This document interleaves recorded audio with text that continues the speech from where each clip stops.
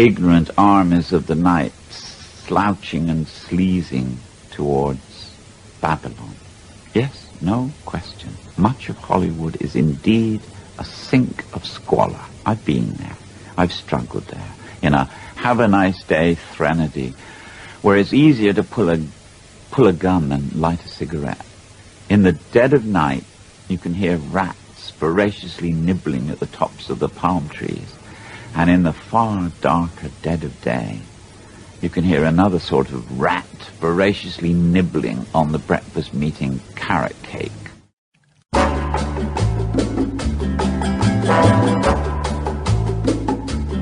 This is Bristol.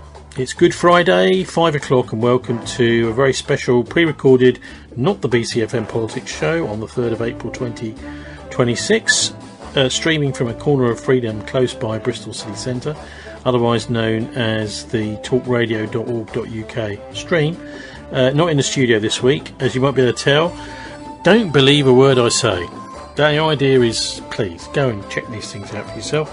I've got no Tony Gosling Verify, thank God, which is this annoying, pathetic little thing the BBC do in order to try and con people into thinking that what they say is true, because they're so desperate and people are fleeing. If you go to the Press Gazette, you'll see only 30% of people reading newspapers, viewing the BBC, etc., trust them anymore, and it's going down all the time, as if they think some corporate meeting somewhere there. Oh yes, we could set up BBC Verify, then people would start to trust us. No, wrong, waste of money. So, we're on the talkradio.org.uk stream, the djplugradio.co.uk in Nuneaton, Warwickshire, holylandradio.com between 11 and 2:30, midday-ish, Central Time, 87.7 FM in West Sweden, Wisconsin, live on the 2026 Bristol Politics Show app, available free from GitHub, APK Pure and Apple App Store, but not from evil Google Play. And if you want to get hold of that, the link is at thisweek.org.uk, or it's pinned to the top of my Tony Gosling censored Telegram channel. So yes, you might have guessed, I'm Tony Gosling. Thanks very much for turning off the psycho in the corner, gaslighting us with its accelerationist, zero trust agenda, psychological warfare, bending our minds with BBC Verify, boring us to tears with celebrities, puff pieces on the conspirators, hatchet jobs on the heroes. You know the score. So this week we're going to have, I think, more longer pieces. I've recorded several. The reason I really thought it was important to do something this week is this horrific news from, I mean, it's basically gas chambers, isn't it, over in Palestine. The idea is that if you're accused of being a terrorist, just like all those Palestine Action people holding up placards in London, you get the death penalty in Israel. Yes, gas chambers, folks. That's what they're doing. And as you'll hear later, Ben Gvir wears this nice little noose pendant on his lapel. What a little nasty little piece of work he is. When is someone going to stop these maniacs? Well, they're not maniacs. They're fascists. They're Nazis. They are actually trying to destroy humanity, and they are fulfilling a purpose of some kind. We might help get to the bottom of that. But one thing's for sure, Donald Trump isn't democratic, is he? He got elected to stop World War III, and he started it. So there you go. There's your democracy gone, mate. We got Piers Corbyn on Divide and Rule, looking at Unite the Kingdom versus the Together Alliance. So Unite the Kingdom was Tommy Robinson last September. Now we've got end of March, the Together Alliance last weekend in London, both with hundreds of thousands of supporters supposedly, but completely opposed to each other. We've also got some special teachings for Easter from the Reverend Paul Williamson. He has been ostracised in many ways by the Church of England, but he's still ordained. He believes, and he'll explain why, there's no way that women should be made clergy, bishops, archbishop or anything. And he says this is biblical, so he'll explain all that, but he'll also be talking about a lot more and giving us a blessing for this Easter a little bit later. Plus, in many ways, more important, it's this idea we had last week, we were discussing with Warren Thornton, of a nuclear suicide vest. Now, this is a wonderful concept, isn't it? Warren Thornton thought it was impossible. Well, I'm afraid to break the news to you. It's extremely possible. It is possible. Dr. Chris Busby explains how and why, and he also references this satchel nuclear weapon that the Americans developed in the 1950s, which was extremely small. So he goes into a lot of detail. If you understand anything to do with nuclear physics, he will really, and even if you don't, actually Chris is really good at just explaining how it works, making it, because this is a bit like economics. It's a dark art. The economists are paid, an economics correspondents, many of them are paid, apart from people like Steve Keen, Michael Hudson, etc., are paid to make it sound really obscure and difficult, where actually it's really simple. If you get an honest scientist or a nuclear physicist, or you get an honest economist, all works beautifully. So those are the exclusives. We've got much, much more, including Scott Ritter on absolutely on fire this week. So, of course, I had to do a show, folks, and we're going to start this week with a little review of some of the other news stories, and make sure we get all those out of the way and I don't forget them. So we've got Medvedev, and this is the guy whose finger was on the trigger as the country's president from 2008 until 2012. He's accusing Washington and Israel of behaving like a bull in a china shop and pushing the Middle East towards catastrophe. He believes there could be a nuclear war there. I think this is an interesting bull in a china shop foreign policy. This is what Trump is doing. This is the accelerationist foreign policy, folks. Move fast and break things foreign policy. It doesn't matter about us at all. And every time these people talk about democracy, well, we just roll our eyes to heaven these days, don't we? So also, a murder trial has opened over a Masonic Lodge crime network, alleged anyway, in Paris. 22 defendants, including intelligence agents, that's the French DGSE, which is the French MI6, and police accused of committing crimes on behalf of a Freemason mafia in France. Well, a really important and interesting one. That's literally just starting now. So that trial will be going on for several weeks, apparently. There are various bits and pieces around. The Guardian's got a very good article. I'll put a link up to that on our show page at thisweek.org.uk. We've also had a big strike just on Friday last show on the Prince Sultan Air Base, which destroyed E3 Sentry, and this is the very expensive American. It's nearly $1 billion for one of these things. These American, they are called Airborne Warning and Control System. They're basically a flying headquarters to run battles with, and there are also loads of stuff on there to do electronic warfare. So one of these things has had the back end of it smashed off completely. And actually, the Saudis only released the photos of this because Donald Trump is insulting them. So this is what you get, Donny. If you start having a go at people, what they'll do, if certainly the Gulf states, they're saying, well, I'll tell you what, let's just release all these photos. But it's not just that. It's also 3 KC 135 tankers. Now, apparently the Americans have got hundreds of these things. They're massive old 707 airliners that have been converted to tankers to do in-flight refueling. And I guess they think that they're vulnerable, so they might need lots of them. Well, anyway, they're now thinking about bringing them back because 3 of those have been destroyed. And I'll put links to those two stories also up on our show page at thisweek.org.uk. So all sorts going on. Always do check websites like The Cradle. And I'm pleased to announce we have a new website.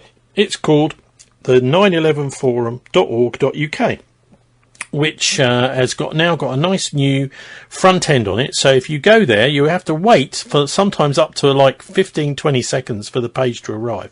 But hopefully you'll find loads of stuff. The idea is to get rid of the pictures, get rid of the videos. It is loads of news, and it's a bulletin board. It's a front end of a bulletin board like we used to use back in the noughties for the 9/11 Truth campaign.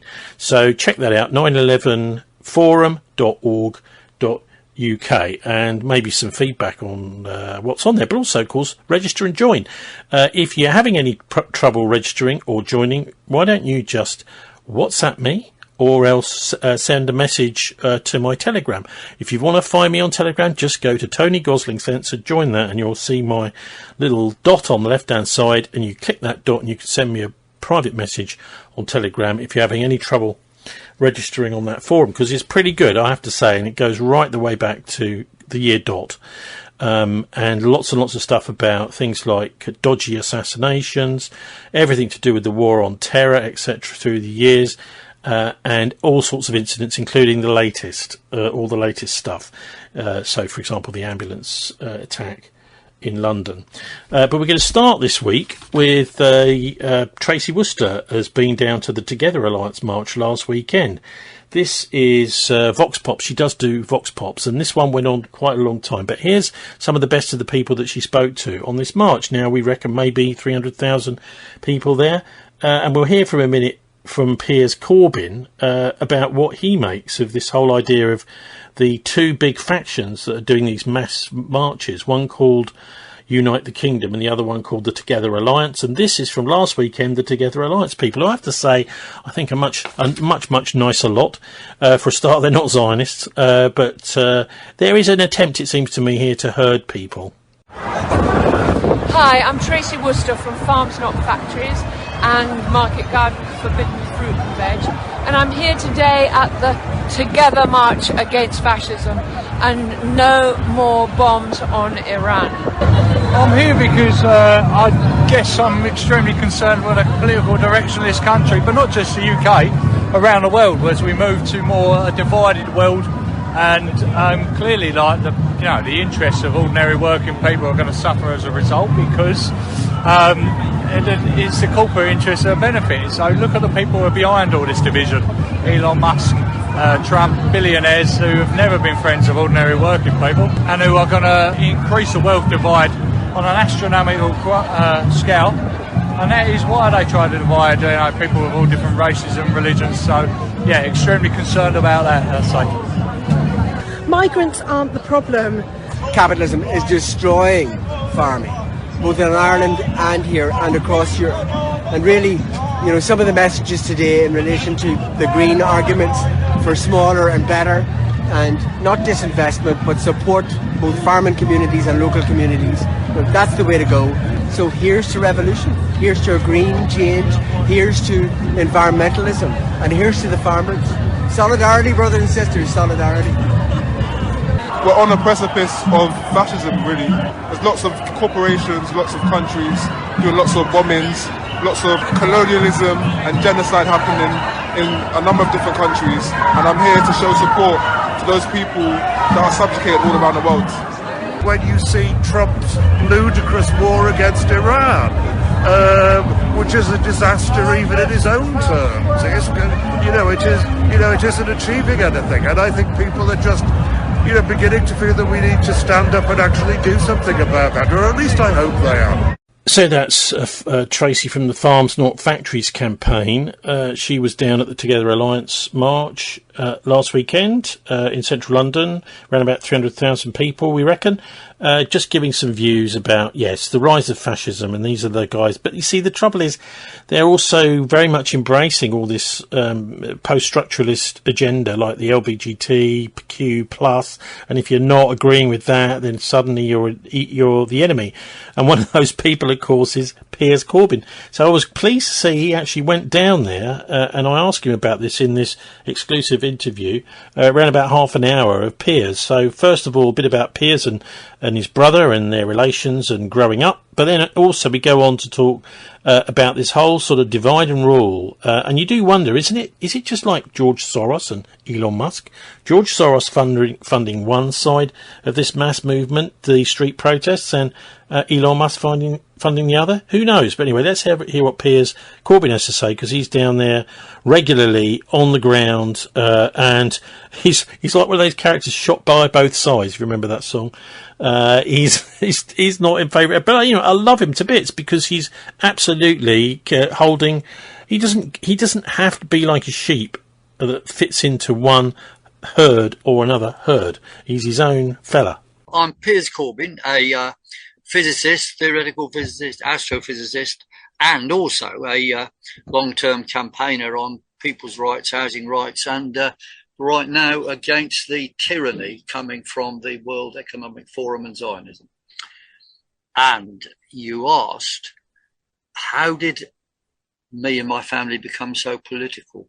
Well, I guess it's our parents, really. They met in Red Lion Square, the Conway Hall, for preparing to campaign for the Spanish Civil War against the Nazis.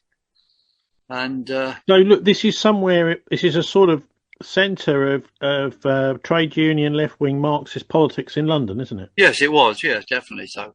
And that was in 1937, 8, 9, when they met and got married, and after the war produced myself. Myself and Jeremy were the first of the whole family, first two of the whole family, born outside war. They were both born in the First World War, and my two elder brothers were born in the Second World War. So who's elder, Jeremy or yourself? Me, but I'm the more handsome one, as you know. Are you allowed to say anything about what that was like growing up with him? Yeah, if you want, yeah. Well, we played around like children do, and got on pretty well, but sometimes didn't, like children do. I suppose I got on with the elder brother more because he was much more into science than Jeremy. That's later on. But as children, we fooled around together just like children do. And we had a great upbringing, I would say. It was really very, very good. We were in the countryside. Can you say something about where you were and what left-wing politics was like in those days? Well, when I became political, I suppose, or both of us did, Jeremy and I, we were in Shropshire, which is in Newport, Shropshire in the West Midlands. And Jeremy got active in the Labour Party Young Socialist, and I joined in at the time. And then I would say that key issues would be, the latest war or something, and social spending and housing. I remember the Labour and Tories were both campaigning for council housing and trying to outpace each other on building council housing. But now, of course, they're outpacing each other on destroying council housing. So things have gone, if you want to use the words left and right, more right wing. But I don't use these terms because I think they're confusing and divisive. Since being youth, Jeremy, of course, campaigned a lot in the Labour Party, and I joined the International Marxist Group and did a lot of squatting activity and defeated the GLC at the barricades on October the 15th, 1975. Well, hang on, you defeated the GLC because, as I remember it, the GLC was actually very left-wing. It was socialist, run by Ken Livingstone. Yeah, no, this was before Ken Livingstone. This was 1975. The GLC then, which was under the Tories at that point, they gave in to, or was it Labour? No, but it switched anyway. It was Richard Balfe Labour who gave in to us. It was before Ken Livingstone, and he agreed to rehouse all 200 of us. Later on, Ken Livingstone, at short notice, agreed to rehouse the second occupation of the new properties that had been built in Elgin Avenue in 1981 or two, because they were still empty, despite the fact they'd said they were going to turn them over to council house use. But somebody was trying to sell them off, and Ken stepped in and stopped that, basically. Well, this sort of thing still goes on today, of course, with completely. councils trying to sell off property, also landlords evicting people, and then saying, well, we need the place immediately, and then 5 years later you can go past and see how it's all still shuttered. Exactly, yeah. No, it's monstrous and incompetent, and we want more direct democracy, monitoring what council housing departments get up to. When I was on the council, we certainly monitored them, and they didn't like that. And I was on the tenants movement in Southwark for 20 years, where we chased them all the time. And we did get a lot of stuff sorted, a lot of empty properties used and so forth. Accountability is what we need in all local democracy. I mean, ultimately, surely you lost this battle in London. London is becoming ever more gentrified and a very, very expensive place to live. That's right. Well, those are world-famous factors and lying by Labour councils, basically, which is where most of the council property is. For example, 1980, let's think, no, it would have been 19... I'm just thinking of the date. When I was Labour organiser, it would have been 2000 actually, or 97. The end of the 90s and into 2000. I was a Labour organiser, and they said they were going to demolish the Haygate estate, which is by Elephant and Castle. And I said, well, okay, if you do that, you've got to promise to build the same number of council houses and give everyone the right to the turf. They said, yes, Piers, of course, Piers, we'll do that, Piers, right? Because I was the organiser, so it was important. However, they lied completely. They didn't build one single property to replace them, and they rehoused most of the people beyond the M25. And they said, oh, well, the developer said he couldn't cope with their demands. Well, okay, but then don't do the demolition, you know. But they see the developer lied and then changed his mind, whatever it is. It's appalling, it really is, and that is going on. And now they want to build up underground extension of the Bakerloo line to New Cross. Well, okay, people say, yeah, we need an extension, Piers. I said, look, they do this. Every tube stop between Elephant and New Cross will become a new redevelopment. It'll be another Elephant and Castle, and all the council housing will get trashed and chucked out. That's what will happen. But people, you know, think, oh, no, it'll be all right, because they're given undertakings. Look, when a Labour council gives undertakings, it's lies. Let's get down to the nitty-gritty. London is starting to hot up, even though the BBC don't seem to like to cover it. There are all sorts of marches going on, lots of different movements, but the two biggest seem to be both around either left or right, around the immigration issue. Yeah. And so we've got Tommy Robinson and his friends in this so-called sort of flag-waving nationalist demonstration back in September 2025. Yeah. And then this last weekend, another group also calling itself Together. Yeah. And they are very much pro-mass migration. They're very friendly with the Green Party, who don't believe in any borders. But they are good on Palestine. So it's almost as if, well, if you're pro-Israeli, pro-genocide, you can go along with the nationalists. But if you're pro-Palestinian, you've got to be it for open borders. Now, there are quite a lot of people, I know yourself included, Piers, who don't really see themselves as fitting into either camp. So can you just tell us about these big movements that are kicking off? Certainly, I think that's very important. Just as a pre-thing for all this, on day one of the big campaigns against COVID and lockdowns on May the 16th, 2020, I remember people giving out leaflets saying, oh, the far right are going to be here. The British something or other movement is going to be here. They support you. I said, what's all this about? Because I didn't think of myself as a right or anything like that. But it was engineered from the start by the powers that be that we, resisting lockdowns, would be branded right-wing, and those who are pro-lockdowns and pro-jab would be left-wing. And they carried on with that narrative. Right. Now, well, I'd say also, I mean, that certainly here in Bristol, when we had a big demonstration against the vaccines and against the lockdowns, that everyone there was being branded by the press as far right. Yeah, exactly. That's right. As I was when I was a former Trotskyist standing in Speaker's Corner being arrested by 40 police, you know. When I started, well, I talked about all this stuff. So it was branded right away. Across the country, it was a deliberate game.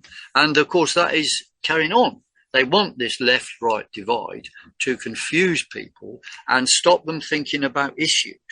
See, in Labour Party, they love that because you just have to signpost people and they'll follow. You know, Tony Benn warned us of this. He said, the stupid or the unacceptable politicians follow signposts. The ones who are actually got something to say actually make signposts in a way. So anyway, looking at these movements, there's three Togethers around now. First of all, we got the hashtag Together, which was the origin of originated through the Revolutionary Communist Party and was the way the mega corporations introduced technocracy to this country. That's what they were putting forward. And technocracy, of course, is the basis behind DigiID and all those lockdowns. So I don't trust the Revolutionary Communist Party an inch. No, not even a millimetre. Second together around is the Labour Together, which seems just like a Blairist group, which is trying to promote Starmer and Blair and so forth. Now we got this third one called Together Alliance, which claims to unite everybody against the far right. But see, I said to some of these people involved, I mean, they weren't bad people. I just said, look, this doesn't say what you're actually talking about, you know. It's just an overall, because you look at the facts, you see, what does it mean? If you use the word racism, some people define racism as against foreigners, but some people, like Tommy Robinson, define racism as against the indigenous. So labelling people as far right doesn't help. Then other things which are labelled far right. I'm anti the climate con, i.e. don't believe in man-made climate change. So I'm branded by the BBC or others as far right. Well, there's no way I'm far right for believing an actual scientific narrative. I mean, that's insane, but that's what happens. And we have vaxing. I'm a dangerous far right anti-vaxxer. But look, people will come to realise we were absolutely right all along. And they'll listen to us in the end. As funnily enough, Disraeli said, when Disraeli turned up in Parliament, he made some speech and everybody laughed at him. And he said, you will listen in the end. And they did, of course, because he became Prime Minister. Anyway, carrying on with this demonstration that happened on Saturday, there was a lot of people there. The organisers said 500,000. The police said 50,000. Now, look, it's probably somewhere in between. But yes, it was pretty clear. It was a big demo. Yeah, let's say at least. I mean, it was definitely several 100,000. Yeah, I think so. Yeah, I think so. Yeah, and a lot of it, of course, is inspired by people's anger at seeing the Tommy Robinson march in the autumn. Yeah, that's right. So it's one march and then another anti-march. Well, okay, but do they clarify issues, either of them? Not really. They gather people together to be in a herd, really. Anyway, what me and others, our group, didn't go on the this big march at the start, but we decided after we'd gone on our anti-DigiID march, we would go to the end of this and make a little speech saying we are here to support Palestinians against Zionists, which are also funding what we know as the far right, namely Tommy Todd, or Tommy Robinson as they call him, GB News, Restore, Reform, and various brands of Together, all or some of them.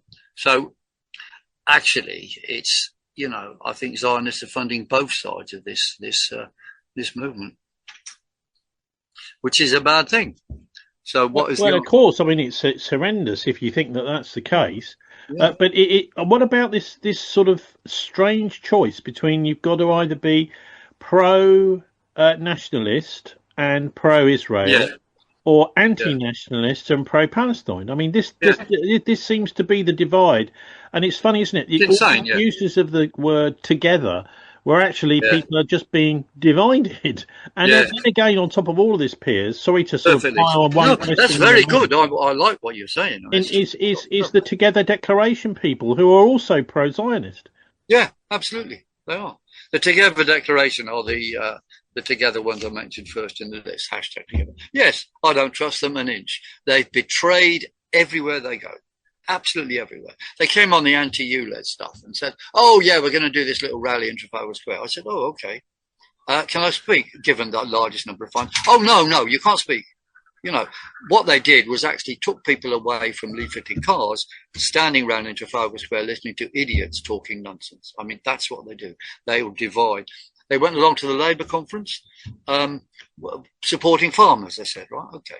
They met some farmers, and instead of having the farmers lobbying the delegates, who are very important people at these conferences, they took them up a side road and had a little rally in up a lane. Well, that's insane. And then they came back, and some of them said, Piers, we've just gone up a lane. We didn't want to be there. We wanted to be talking to delegates. I said, well, exactly. This is what the Together Declaration do. They do confuse, mislead, and divide. Yeah, led by this guy called Alan Miller. That's right. I mean, he's been constantly, well, every once in a while anyway, posting the pro-genocide stuff on his social media accounts. That's right. Part of the Together Declaration. I mean, these people, it seems everybody, like you say, maybe everybody's being funded by pro-Zionists. Anyway, can you say... Does he believe it? I don't know, but it's probably part of his paycheck, you know. You've got to promote this sometimes. Tommy Tard brings Israeli flags on his marches. Now, what has an Israeli flag got to do with the rights of British people? I mean, it's insane. This worries me when you've got funding for these sorts of movements. The one thing that's quite positive, I mean, it's strange the way, for example, George Galloway has sort of abandoned his own party of which he's leader and left, you know, which is, it is laughable, actually. It is hiding somewhere, yeah. It's ridiculous. Well, we've got Peter Ford, who's a great guy, sort of deputy leader or something. But well, maybe he can now take over, since George, I think George always wanted to be a chat show host and not so much of a politician, maybe. Well, Peter Ford, but I mean, the biggie, and these are the people who were there on Saturday, is your party. But the branch is starting to grow around the country. Only thing is, there's quite a lot of disquiet about just how democratic this new party is going to be. Yeah. Well, I suppose there is. I mean, they've had these faction fight, and Zara Sultan has been defeated. But of course, whenever you have faction fights, you do get democracy being damaged, because people go into manoeuvres and cliques and so on, because otherwise, if they didn't, the others might take over. You know, I mean, that is the way it is. But you know, I know my brother does actually believe in democracy, which has also got him into a lot of trouble, as you well know. Yeah, but how can he lead a party that is so undemocratic? I mean, Phil Pope has done. Was a Bristol anarchist a few years ago. On our show. And he explains there's an enormous amount of secrecy, lack of transparency that has permeated the whole Your Party project from the beginning. There's pressure in favour of centralisation. There's a failure of this CEC election process, which you were a victim of. I was excluded from. I was told I was a racist. Maybe you could just give us a report back on that in a minute. And also the factional control of the officers group. All of these are serious failures, Phil says, that could have been avoided from the start if people insisted on democratic standards as a precondition of participating, rather than crossing their fingers and hoping that some democracy might emerge at the end, which it isn't in your party. It most definitely isn't. It's being controlled from the centre. But can you just bring us up to date with your situation, with yours trying to stand to be on the CEC, and explain what that stands for? Definitely, yeah. I would think, to be fair, I would say my brother knows of these concerns, and obviously he's surrounded by certain people that have ways of doing things, but it's got to be addressed. I agree completely. And what happened on the CEC is a big highlight of this, because one of those committees observed that I'd been up to Epping, and therefore I must be far right. Now, it was Epping where some of these boat people were, and I wasn't there supporting expulsion of them or saying they should be here. I was talking to the women there who were seriously worried about the future of their daughters, and I warned them that they are being used by the Tommy Tards and others. And the Tommy Tards physically attacked me, pointed at my Palestine badge and say, "You don't belong here, Corbyn." So there's no way I was there supporting them. But anyway, that then got used by one of these committees in your party, which I think was one of them run by Zara Sultana's cronies. And they said and reported that I was a far-right extremist and racist, and because I've been to Epping.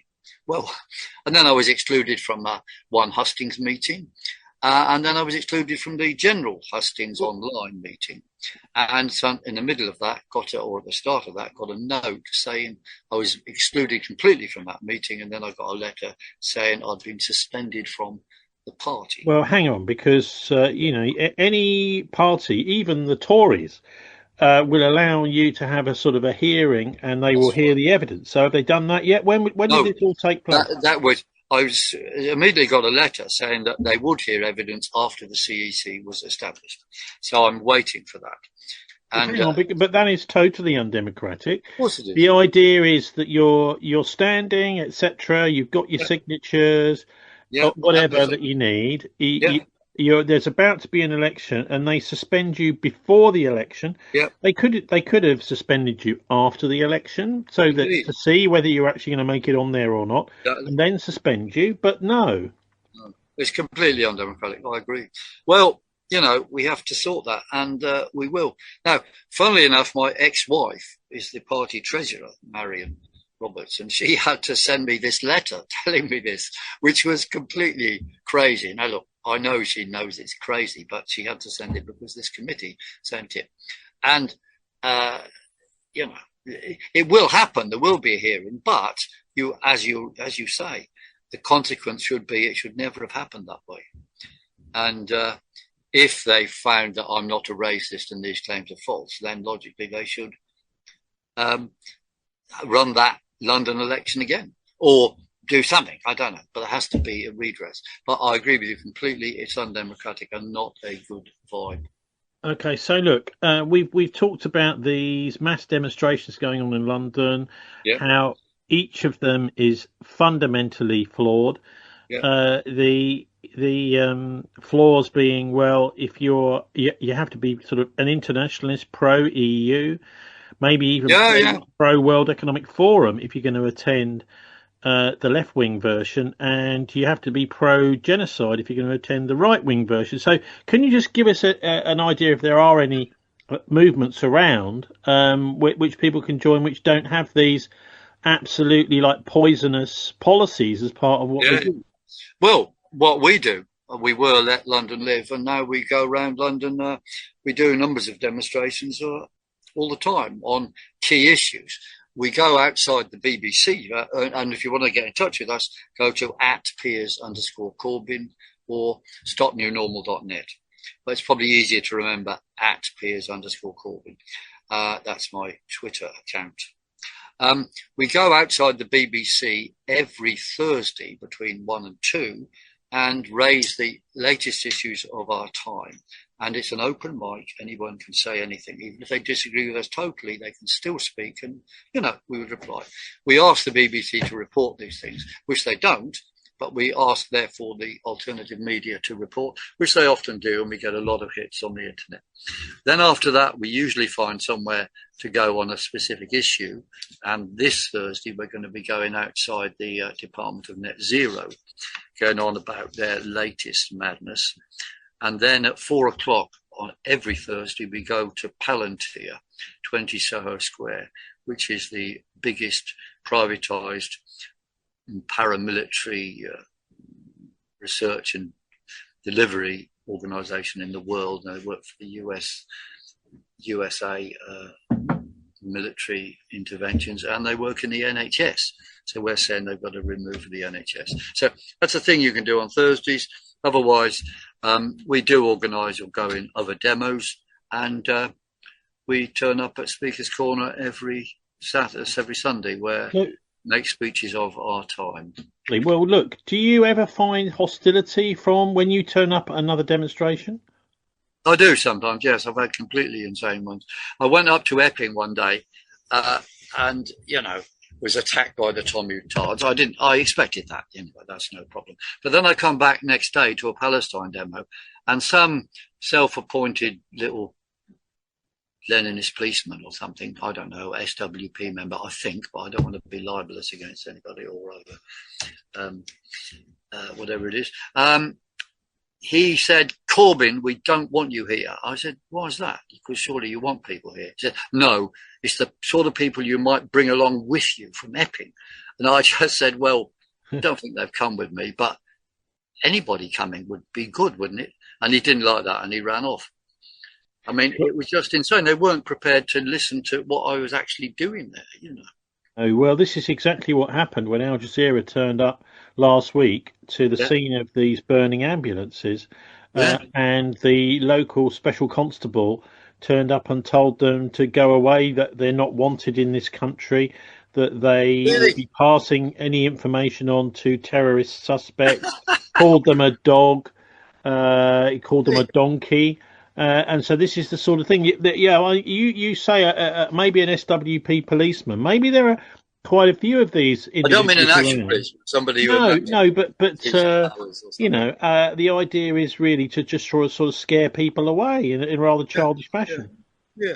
No, that would have upset people that might have been with me. In fact, it does upset people when that happens to me, because they, expect something a bit more reasonable, especially when you're giving support to something.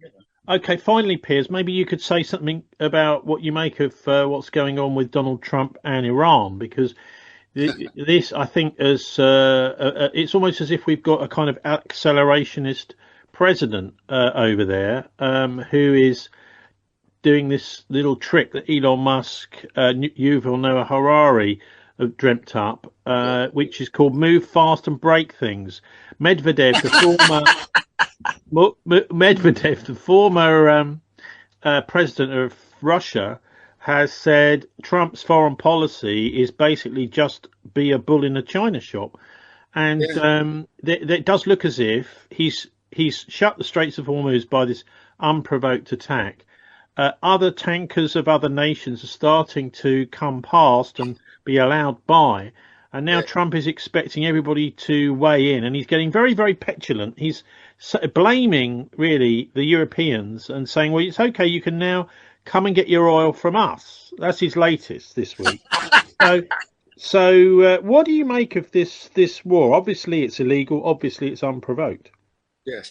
Well, and what is Donald Trump doing? Look, see, Donald Trump was jumping around saying things that sounded progressive. He was upset about vaccines, upset about the climate economy. That's good. But that was really just a ploy to get us on his side somehow and get us convinced with his program. All the time, I think Donald Trump was being prepared to be the great master of New World tyranny. However, and they conned us into his framework. But most people now realise that is complete madness. He has gone over the top and crazy. I would say medically crazy, actually. And there's no way he's going to be leading the New World tyranny. I don't know who they've got. I think they've got a problem for that. But that's what he's at now. And you're right. He's going into everything like a bull in the china shop. But look, I hope you've got your electric car, Piers, because the oil prices are starting to go up and up. The garages are complaining because their little petrol pumps can't go over $1.99 a litre.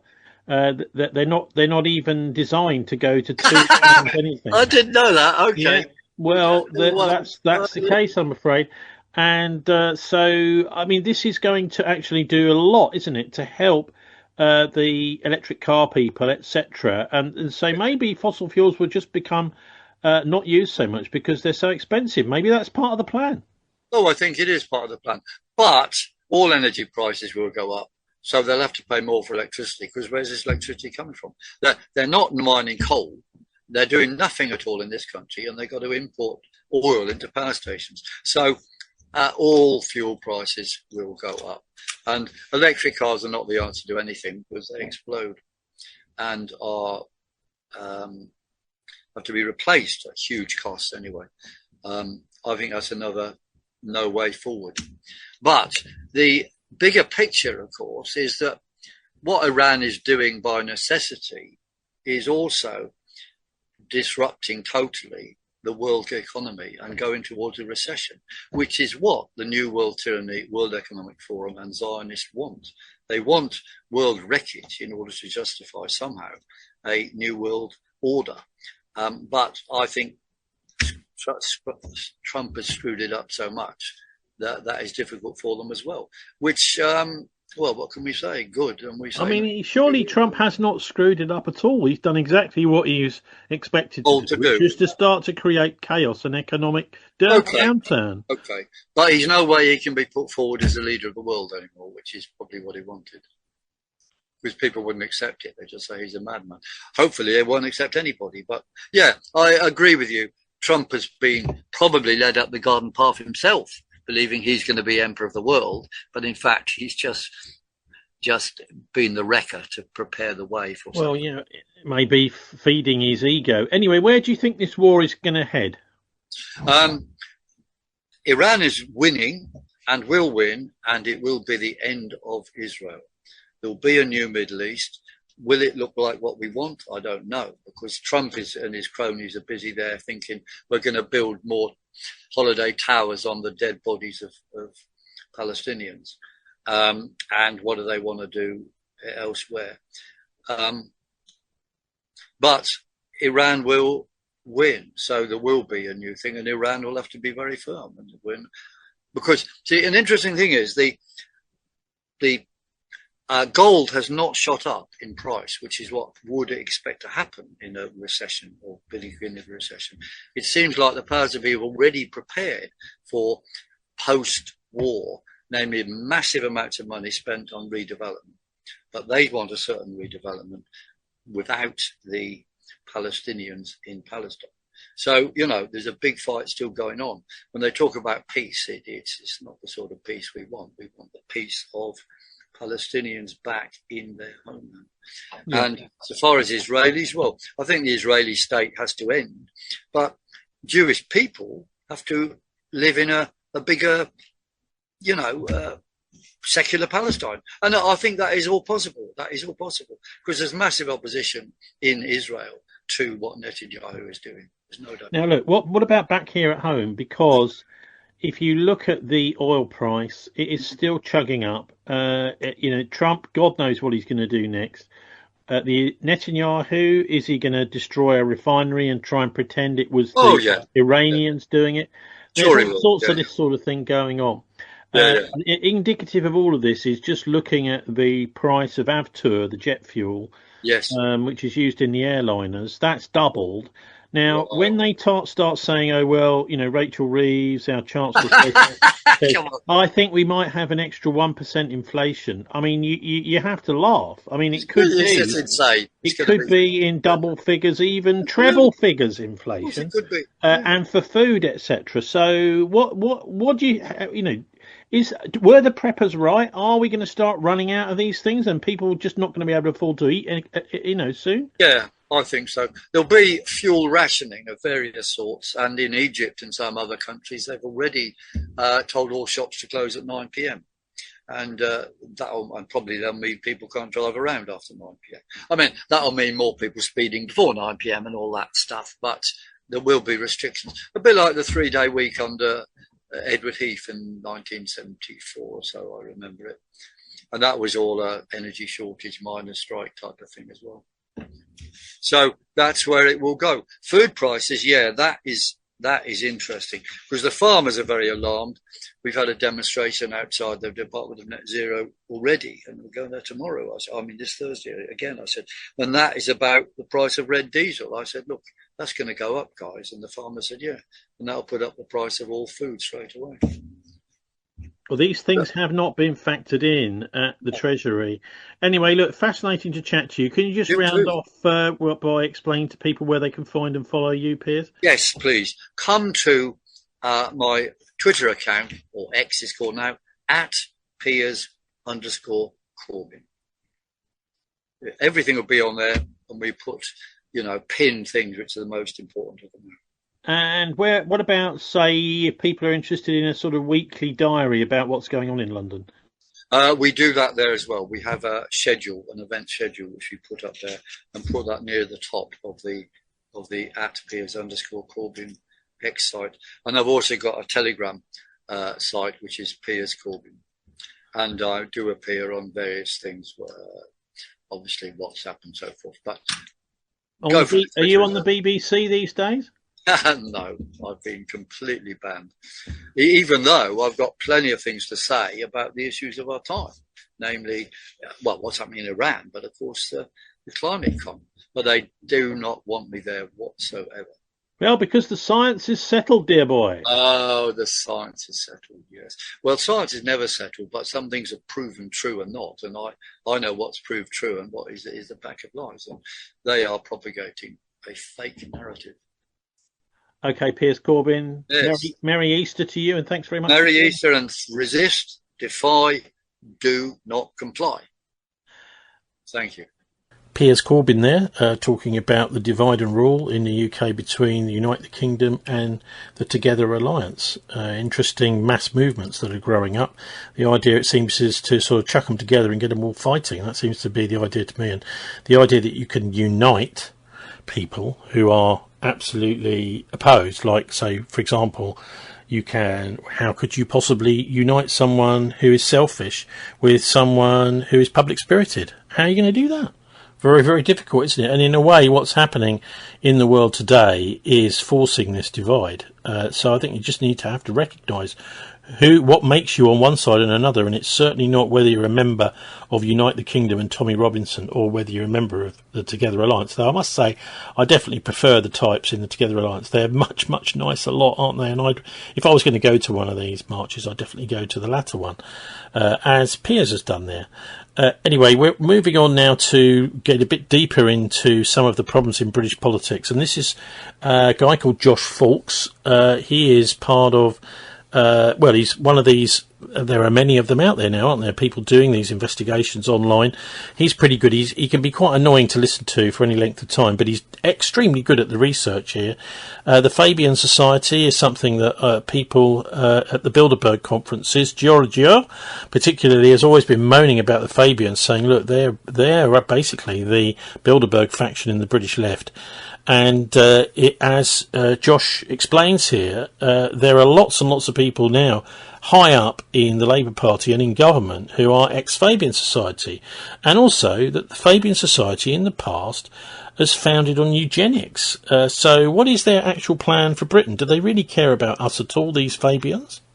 Supplying 141 of 411 Labour MPs. That's 34%. A third of the parliamentary party. From 1.6 of the membership. More than half the cabinet. Keir Starmer, former executive committee member. Rachel Reeves, former executive committee member.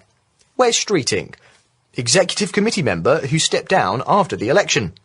David Lammy, Angela Rayner, Yvette Cooper, Ed Miliband, Pat McFadden, Bridget Phillipson, Shabana Mahmood. I could keep on going. Starmer was the first person in history to win the Labour leadership while sitting on the Fabian Society's executive committee. He wrote his political vision document, called The Road Ahead, as a Fabian pamphlet. Downloads crashed their website. David Lammy stood at the Fabian conference in January 2024 and thanked them publicly. The support you have given today's Fabians, Keir Starmer, myself, and much of the shadow cabinet. And in January 2025, they appointed a new General Secretary, Joe Dromey, son of Harriet Harman, Labour MP for 42 years and Deputy Leader, son of Jack Dromey, Labour MP who died in office. Labourlist called him one of Labour's Red Princes. Multi-generational, you might say. Annual income, £811,000. 16 staff. Your local Tesco Express has more employees and less influence over the direction of the country. And if you want to see what happens when someone tries to take Labour in a direction the Fabians don't approve of, just look at Jeremy Corbyn. In 2016, 24 frontbenchers resigned from his shadow cabinet in a coordinated effort to force him out. The Fabian wing of Labour was openly at war with the Corbyn left. Andrew Harrop, then the Fabian General Secretary, published a paper arguing Labour under Corbyn had no roadmap for winning back lost voters. Starmer himself resigned from the shadow cabinet that year. Within 4 years, he was leader, the first Fabian executive member to hold the position. In autumn 2023, Harrop published Plans for Power, a document compiling the Society's policy ideas, from early years to pensions, planning reform to industrial strategy. After the election, the Fabian Society stated, again, their own words, Labour's manifesto was shaped by Fabian values and filled with Fabian values. Shaped by Fabian values, filled with Fabian values. Their words, not mine. Right, so that's who they are and how they operate. But what the founders actually believed, what they wrote down in their own publications, under their own names, That's where this stops being interesting and starts being something else entirely. The people who designed Britain's welfare state, the system built to protect the most vulnerable, simultaneously and openly advocated eugenics, forced sterilisation, lethal chambers, the elimination of people they considered unfit. These are direct quotes, published under their real names in mainstream outlets. George Bernard Shaw, 1903, in the appendix to his play Man and Superhuman, he wrote, "The only fundamental and possible socialism is the socialism of the selective breeding of man." That's the co-founder of the LSE and the New Statesman, the designer of the Fabian window, and he was just getting started. 1910, Shaw lectures at the Eugenics Education Society, reported in the Daily Express, 4th of March. A part of eugenic politics would finally land us in an extensive use of lethal chamber. A great many people would have to be put out of existence simply because it wastes other people's time to look after them. 1931, a filmed interview for Paramount British Pictures. Shaw, looking directly at the camera, said, "I don't want to punish anybody, but there are an extraordinary number of people whom I want to kill. Not in any unkind or personal spirit, but it must be evident to all of you. You must all know half a dozen people at least, who are no use in this world, who are more trouble than they are worth. And I think it would be a good thing to make everybody come before a properly appointed board, and say every 5 years or every 7 years, just put him there and say, 'Sir or Madam, now will you be kind enough to justify your existence?' If you can't justify your existence, if you're not pulling your weight in the social boat, if you're not producing as much as you consume, or perhaps a little more, then clearly we cannot use the big organization of our society for the purpose of keeping you alive, because your life does not benefit us." Josh Faulks there, and his interview talk thing there was called The Fabian Society and Eugenics, the Plan for Britain. So, yeah, interesting, isn't it? A longer version of that up on our show page later at thisweek.org.uk. Well, anyway, on to one of the things that really got me to pull my finger out this week and get something together is this hideous death penalty the Israelis are bringing around. It's the death penalty law for the Palestinians. This is the Al Jazeera Inside Story. Mustafa, I mean, we have discussed issues on this programme so many times together. I assume now it takes a lot to shock you, but the fact this passed and you saw this go into law, and you just heard Offer talk about Ben-Gvir, the architect of this. He was wearing a golden noose-shaped lapel pin. What do you think of the people who pushed this into law? It's very simple. The passing of this criminal law, which is another war crime by Israel, and the way they celebrated the passing of this law, and the pens you have just described, which shows ropes that will be used to hang us, the Palestinians, all of that shows you one thing. Israel has moved so far in the direction of fascism. This is a fascist government, and these are fascist ministers, and this is a fascist establishment. Nothing else can be said about this behavior.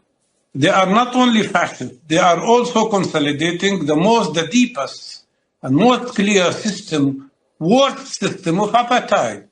At the time of South African apartheid system, nobody dared dare to say that if a black man kills a white man, he will be executed, but if a white man kills the black man, he will not be executed. That's exactly what Israel is saying. Palestinians only can be executed. Palestinians only will be subjected to death penalty. And that is the worst form of a system of apartheid.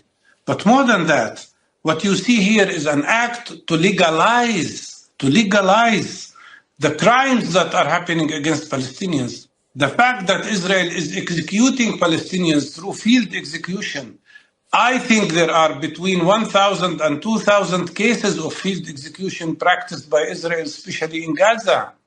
It is a way of legalizing the fact that Israeli troops go around and assassinate people. And it is a way of legalizing the fact that Israel killed so far 90 Palestinian prisoners since the 7th of October in Israeli jails. They're killing people by torture. They're killing people by depriving them of food, by starvation. And they're killing people by deprivation of medical treatment. And more than that, those who even rape Palestinians, as in the case of the 5 Israeli soldiers, they are relieved from any responsibility.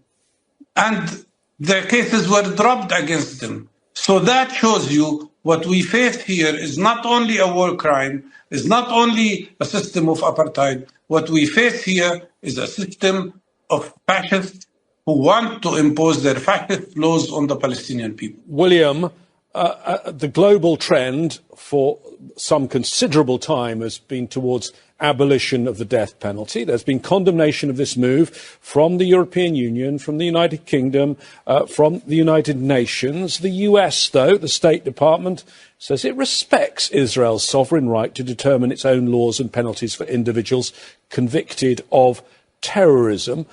The US itself gets a lot of criticism for its death penalty and the amount of executions, more than 1,000 people put to death since the 1970s. But what Israel's done here doesn't even have the guardrails that the US system does it? And I'm not just talking about the discrimination, the fact this only faces Palestinians. You know, the U.S. death penalty is also characterized by discrimination, and it's been demonstrated, criminologists have shown how it's not the people themselves, it's not by the race of the offender, but by the victim. So that if the victim of a murder is white, a black man is much more likely to get the death penalty than if the victim of the murder is a person of color. So there's a lot of racism that it infects the U.S. justice system generally, but it also affects the application of the death penalty. That being said, for many years, the death penalty has been declining in the U.S., but there has been an uptick since the beginning of last year, since Trump became the president, mainly in the state of Florida. And, you know, it's kind of an irony. The 3 states in the world now that are moving backwards, that are moving towards more executions, besides Israel, are the United States and Iran. They're the 3 worst as we speak right now. There are only about 30 countries in the world that now use the death penalty out of nearly 200. And of those 30, the majority only use it very occasionally. So it's becoming increasingly isolated.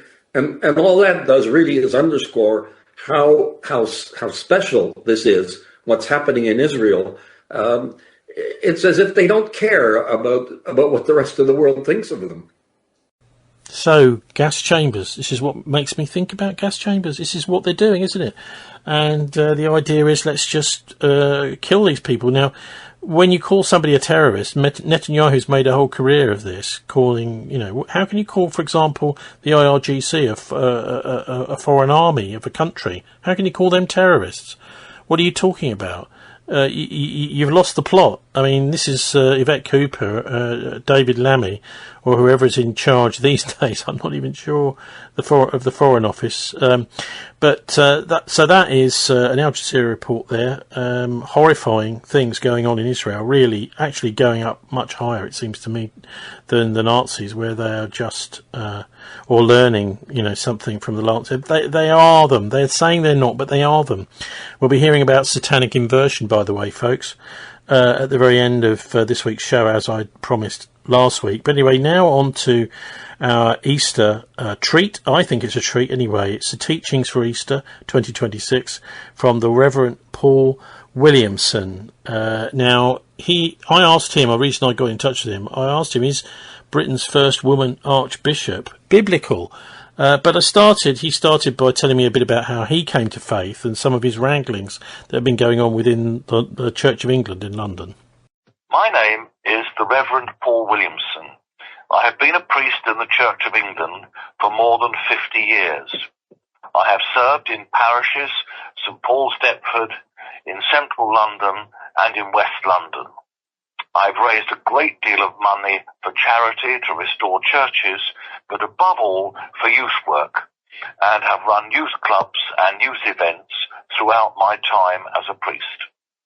So when did you decide that you wanted to become a priest, and why? It's a very intriguing story. I was dragged as a child to Sunday school into dark, strange buildings. I now know they were churches. I freaked out quite literally and ran out and did not want to go, and in fact did not go. When I was 16, my mother was the Church of England school secretary, and the vicar asked if she wanted to be confirmed. So the family had a discussion, because confirmation is a commitment to Christian life and regular worship. My mother, my aunt, and myself decided to answer yes, and attended lessons in a dark, cold church. Then, on the 16th of May, 1966, came the confirmation. I should add that I'd only actually been to a regular church service there once, but had attended the local church by our caravan in Kent fairly often. And I went forward to receive communion, and when I came back from receiving Holy Communion, I knelt down to pray and give thanks, and I received an amazing vision of the risen Lord Jesus embracing me. Then we had a post-confirmation lesson, and we were asked what we wanted to do with our new gift of being a communicant and receiving the Holy Spirit. I was full of enthusiasm. I wanted to be in the choir, I wanted to be a server, I wanted to be a bell ringer, I wanted to do everything, and I have no idea to this day why I then said, and how do you become a priest?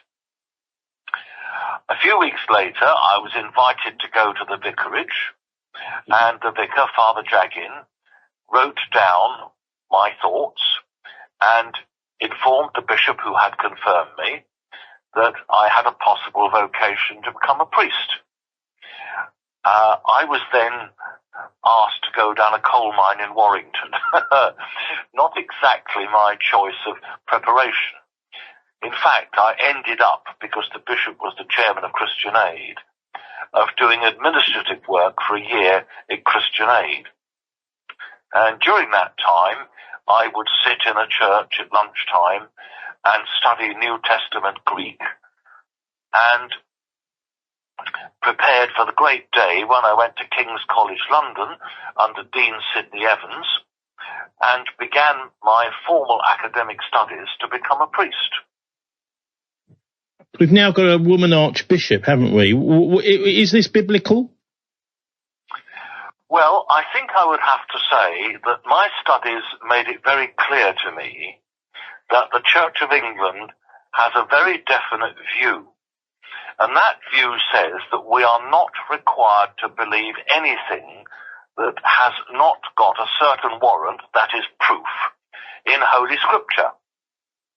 And when doing New Testament Greek, I discovered that a lot of the words have gender. They are masculine or feminine. And the word for a bishop, episkopos, is masculine. The word for a presbyter or priest is masculine. And the word for a deacon, diakonos, is masculine. And St. Paul describes these as the husband of one wife. So it has always been very clear to me that the ministry designed by God and initiated by Jesus Christ for calling 12 male apostles, who then continued the ministry by ordaining men, has to be male. Okay, so why is the church now going in the opposite direction to that? I think it has made a tremendous mistake.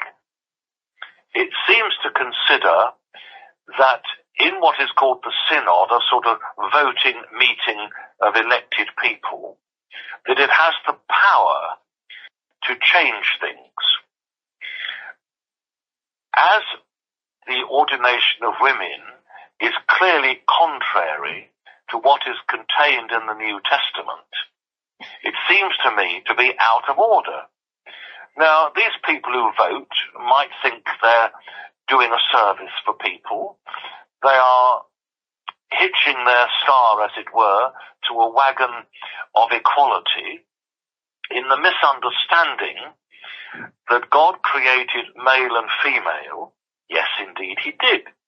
And he created them equal. But he did not create them interchangeable. There are quite clearly differences between a man and a woman. And what God has designed them to do includes the wonderful gift of motherhood for women and the wonderful gift of priesthood for men. And neither the synod nor parliament, by a show of hands and a vote, has the power to change God's design. I noticed that quite a lot of churches, part of the Anglican Church in Africa, for example, have decided that they're actually going to separate themselves from the Anglican Church over this. Do you think is it that important? Yes. Archbishop Laurent of Rwanda and all of those who are with him are very clear that they are keeping to what they received when we sent missionaries to teach them about the Christian faith as Anglicans. They have not changed anything, and their stance is to follow what they have received. And indeed, St. Paul said a long time ago, that which I have received, I hand on to you. And it's very clear that this voting change has caused division. If we truly believe that God our Father chose the Virgin Mary to be the mother of his only Son, his choice was to have a son. Jesus Christ, the Son of God, made a very clear choice to choose 12 male apostles, those he would send out. An apostle is a sent one when you translate the Greek. And he sent them to carry on his Son of God male ministry.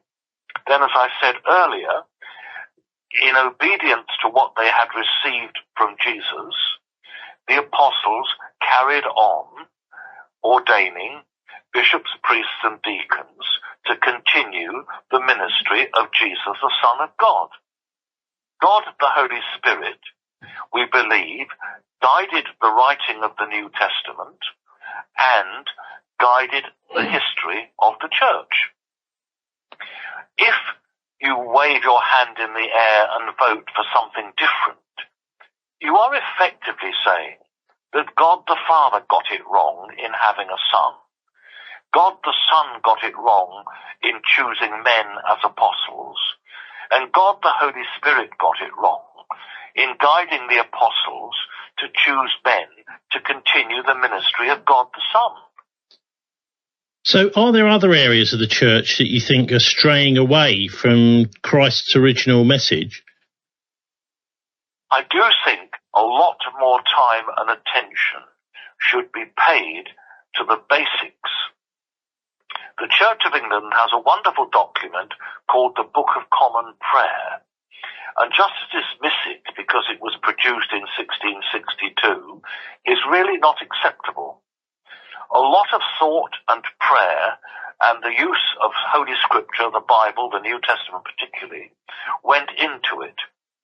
And it sets out very clearly that bishops, priests, and deacons are to preach and teach and live the gospel of Jesus Christ. the media continue to contain many interesting and unfortunate stories, including a church service for a funeral where the sermon was not about the Christian view of death and of Easter and resurrection, but was all about the vicar's opinions on a variety of subjects, which most people, including the reporter lady who was present, described as woke. And she said she did not go to church for a funeral for that. So I think that that's just one example amongst many where the clergy seem to think they have grown the right to say what they think. Their job is to teach that which has been received and to hand it on in each generation because it is life-giving for the soul and because it comes direct from Jesus Christ in an unbroken line through the apostles and through the ministry. Well, of course, the government and many of the people now in the Church of England will say this is actually about equality. But I wonder if maybe people are losing sight of the more important, in my view, equality, which is that of equality of opportunity and of equality of wealth, so that we don't have so many homeless, we don't have so many people who just have nothing nowadays. The church's task is to preach, teach and live the gospel, and in doing that, to serve God and care for anybody and everybody. One of the glories of the Church of England is a parish church in every place and a priest in every church, in theory now, a little bit not happening, to do that. But the primary thing that feeds the work is the Christian life, composed of the preaching and the teaching and receiving Holy Communion, so that we have the power, as it were, to go out and do things, to help people. But that is not the primary thing that occupies all the time, because without the power, the work will fade. Without the inspiration, people will not bother. Without being taught that they should care, they will not care. They will look after themselves. So I do think the people who present it in that way have got the cart before the horse. Well, look, if you look at history, you'll find that the Church of England started with Henry VIII. It's actually run by the monarch. So what responsibility do you think someone like King Charles has for what's happening with the church today?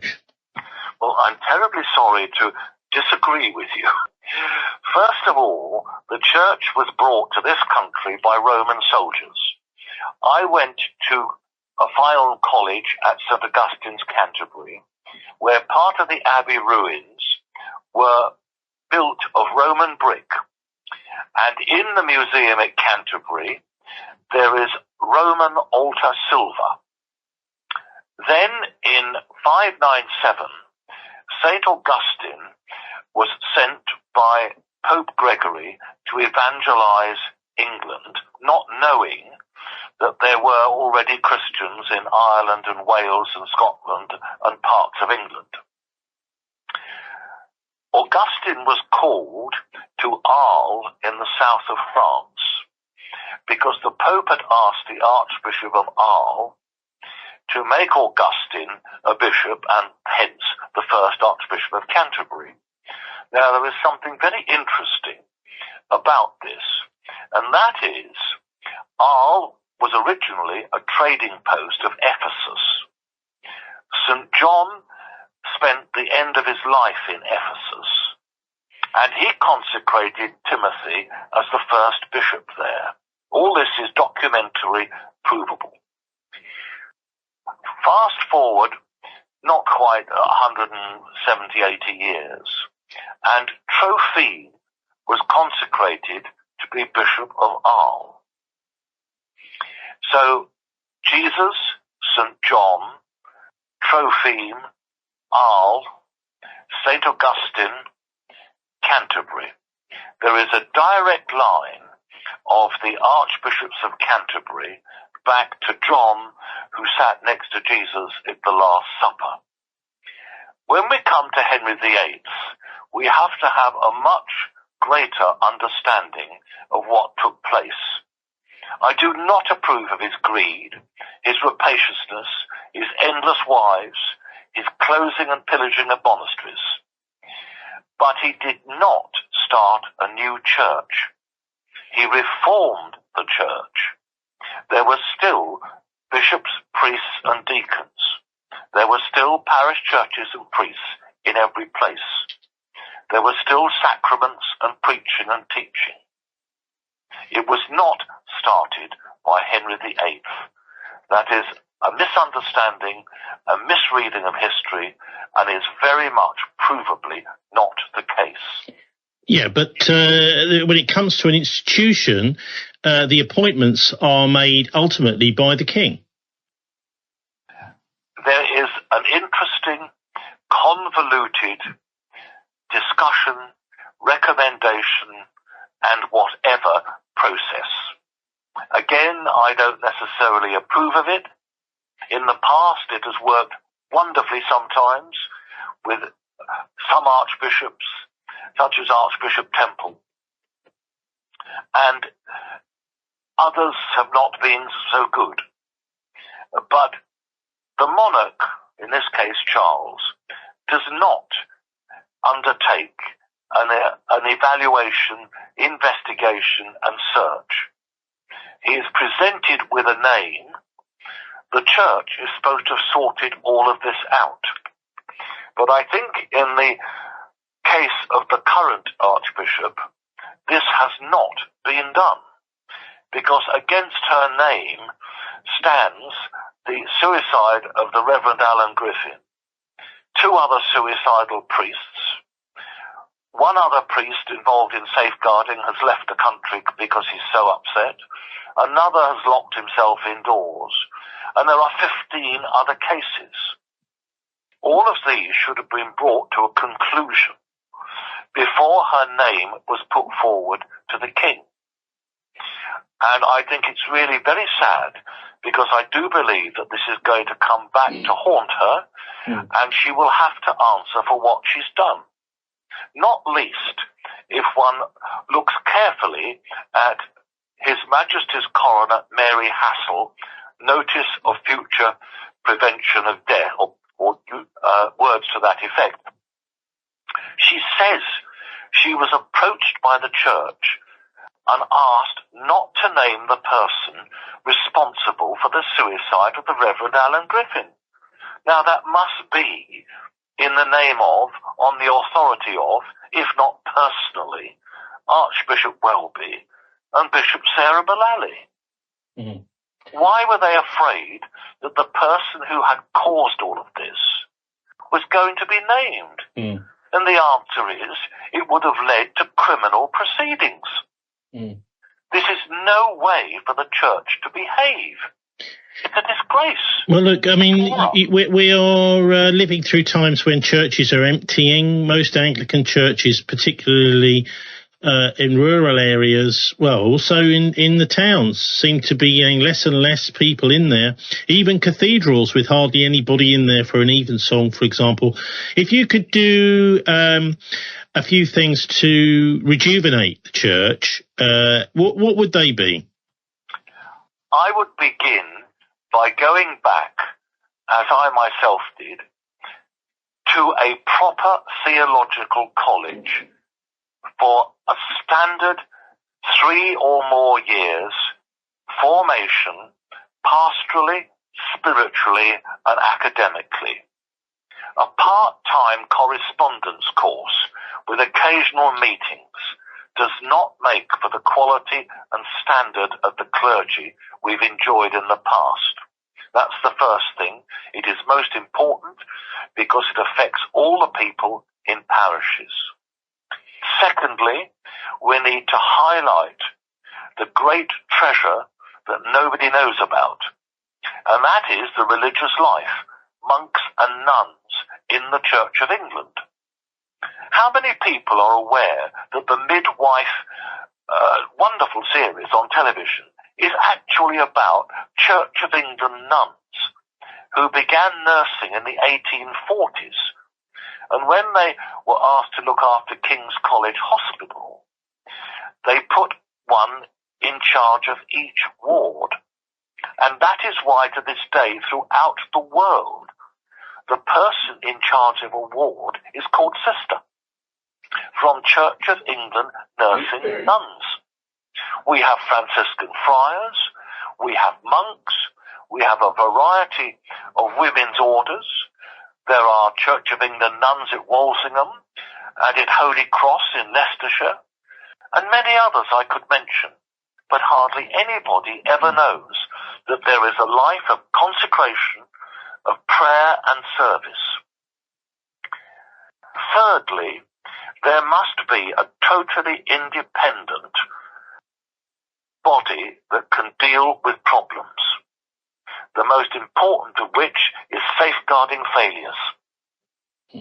Clergy have no one to turn to, and nowhere to go, and no support. If they have the time and the money, which virtually nobody does, they could take out a court case. But because they can't, they are effectively silenced and rubbished. There was a very clear case of employment problems, and these things need to be addressed so that the clergy have confidence that they can do the job of preaching, teaching, and pastoral work. After all, they are called parsons. That is the person of the place, the parish priest. They should walk through their parishes properly dressed, in black. People should see that the church is alive and well. Out of sight, out of mind. Yes, wear jeans and a t-shirt to do the gardening, but you should be seen to be what you are. Police officers wear a uniform. Doctors and nurses wear uniforms. The armed forces wear uniforms, and so on and so forth. The church does not seem at the current moment to understand itself, its history and its purpose. And it seems to be run by a group of people with a delusion that they are important, that they are grand, and that they can do no wrong. They are servants.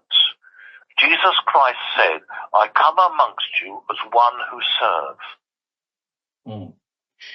There's a lot of depression around nowadays. The idea in the past used to be if you've got these sorts of problems in your life that you would go and see a priest. Now it's you go and see a doctor and you have psychiatric drugs. I wonder, do you think the church has got a role when it comes to just the general well-being of our people? Yes, I do. If we had full-time, properly trained and experienced priests in every parish, they would have counselling skills. They would have pastoral experience. They would know how to handle situations and people and how to refer them on to proper professional assistance.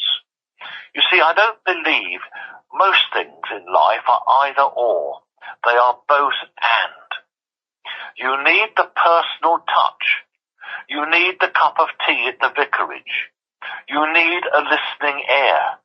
You need someone who is there, as a proper parish priest should be, 24/7. Well, some people will say that the doctor can do that. The doctor is not available 24/7. The doctor is not at the end of the phone when you want them, and I could state categorically from my own recent personal experience, you've had your 10 minutes, would you go now? I've got more people waiting. The doctors are overstretched. Many of them are wonderful, caring people, but they do not have the time, and they're not paid to be there as a general assistance. They're there to deal with an infection. or an injury. Well, look, you talked about your experience at your confirmation. I mean, this sort of, some people will poo-poo this and say, oh, this is just rubbish. But do you, because when we think about the supernatural, we think about things like Harry Potter nowadays. I wonder, do you think that there is some aspect of the supernatural to the faith that people are missing? For years, probably 200 years, we, and the whole of Europe at least, have endured the poo-pooing of miracles, of the divine at work in the world, and certainly latterly, the last 100 years, that there is no God. When I was at college, the book by the Bishop of Woolwich, God is Dead, had just been written.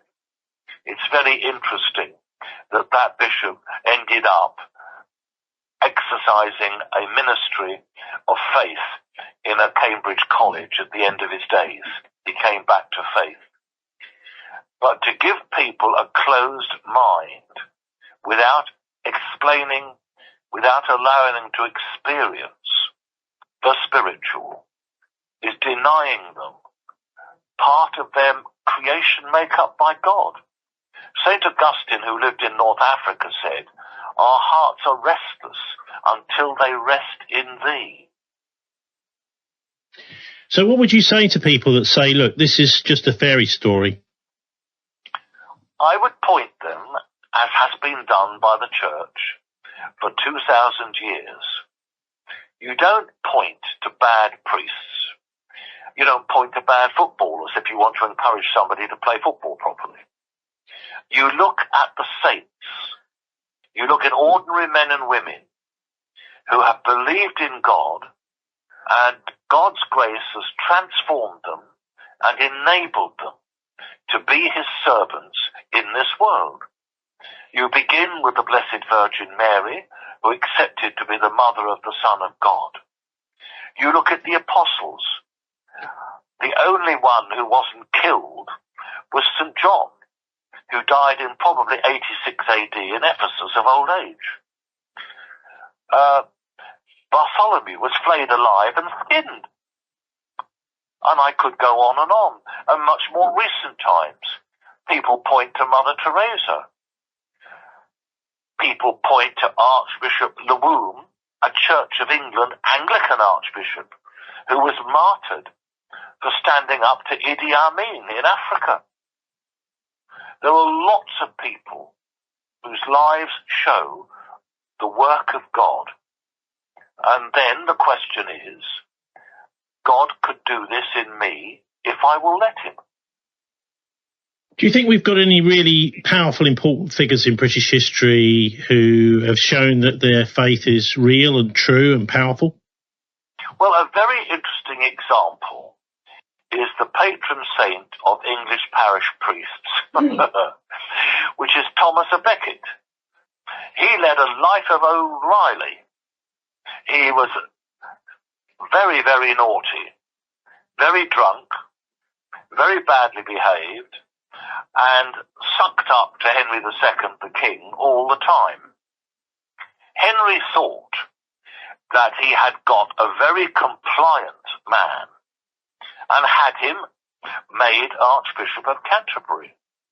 And nearly everybody will know that Thomas refused to do what the king wanted in extracting money from the church, which would have stopped it caring for people and doing its job. And whether the story is totally true or not, because I have to tell you, it's been said about me, apparently Henry II said, who will rid me of this troublesome priest? And so the knights went to Canterbury Cathedral, and they sliced through his head, and that piece of the skull that they killed, how they killed him, is actually enshrined in the church of Santa Maria Maggiore in Rome.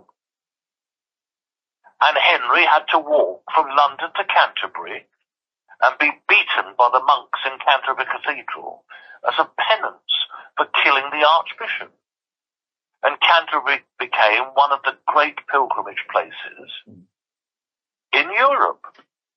Thomas was a great example of someone whose life was transformed from where he had been,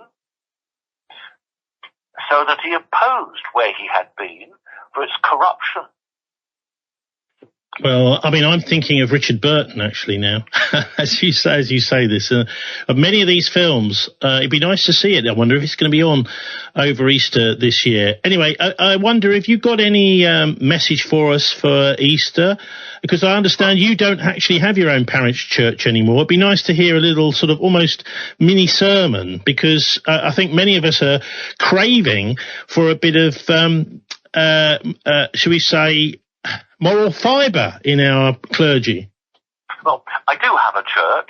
I go to the church I have been the parish priest of for over 30 years every Sunday, and for all special occasions, and that is St George's, Hanworth.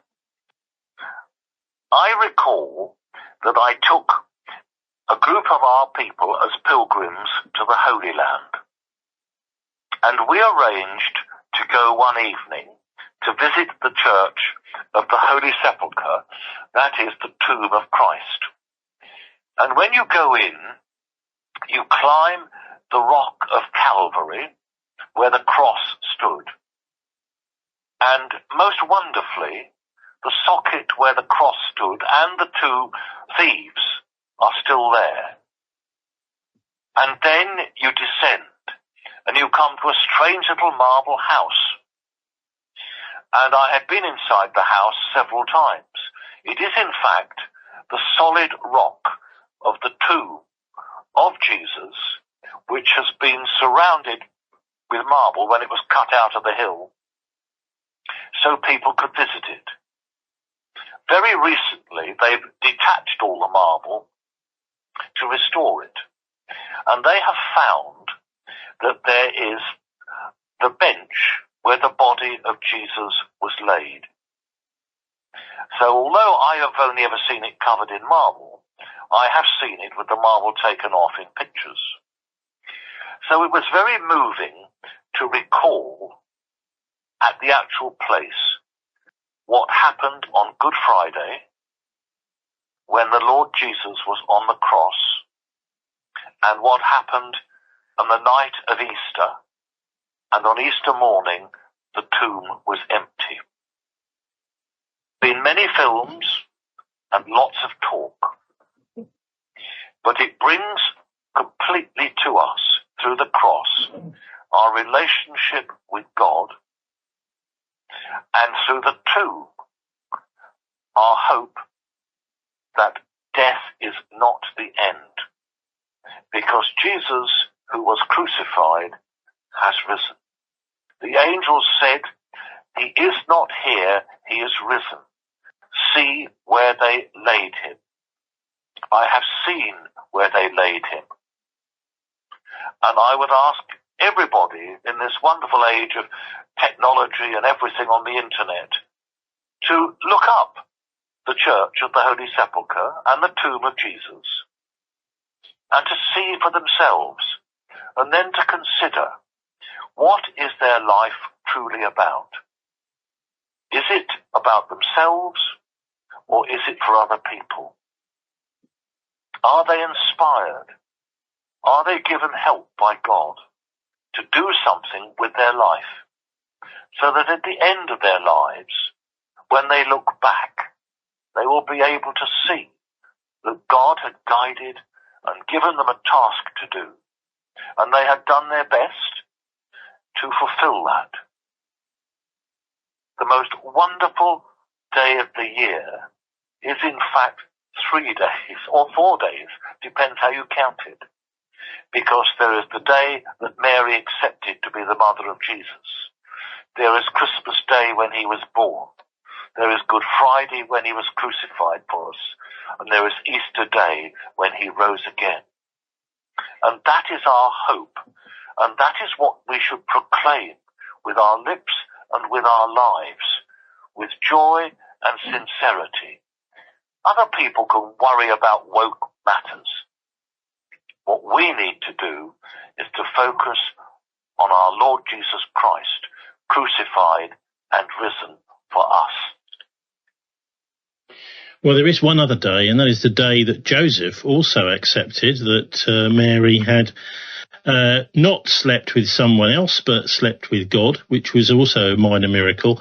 But look, at the Church of the Holy Sepulchre now, Paul, the situation is a little bit awkward. In fact, it's almost like it's becoming hell in the Holy Land. Well, yes, I've been 3 times. I don't ever wish to go again. I've been there when guns and bombs were going off. I've had a gun in the ribs from an Israeli soldier. I've been spat on by pious ones, Hadizim, as I walked down to the sepulchre. I've seen terrible things done.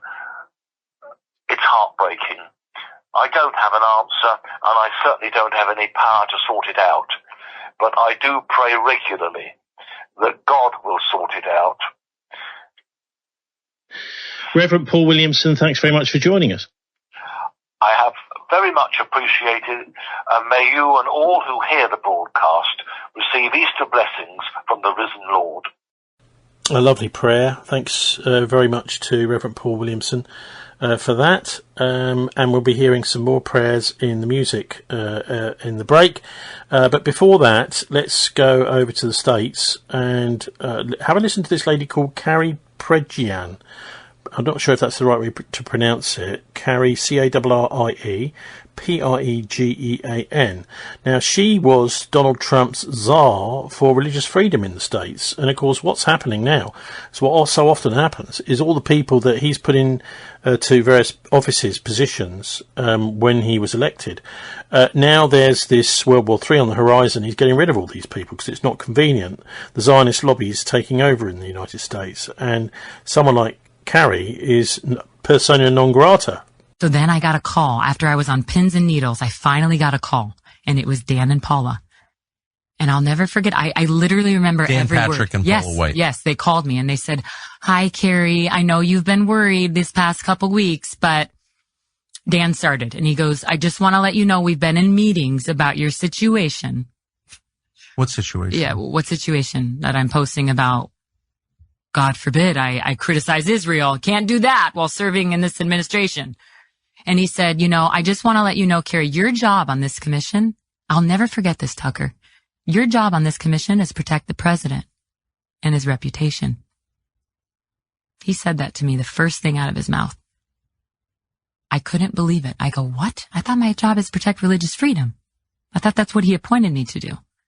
And he goes, "You've been saying things online, Carrie, and you really need to stay off social media.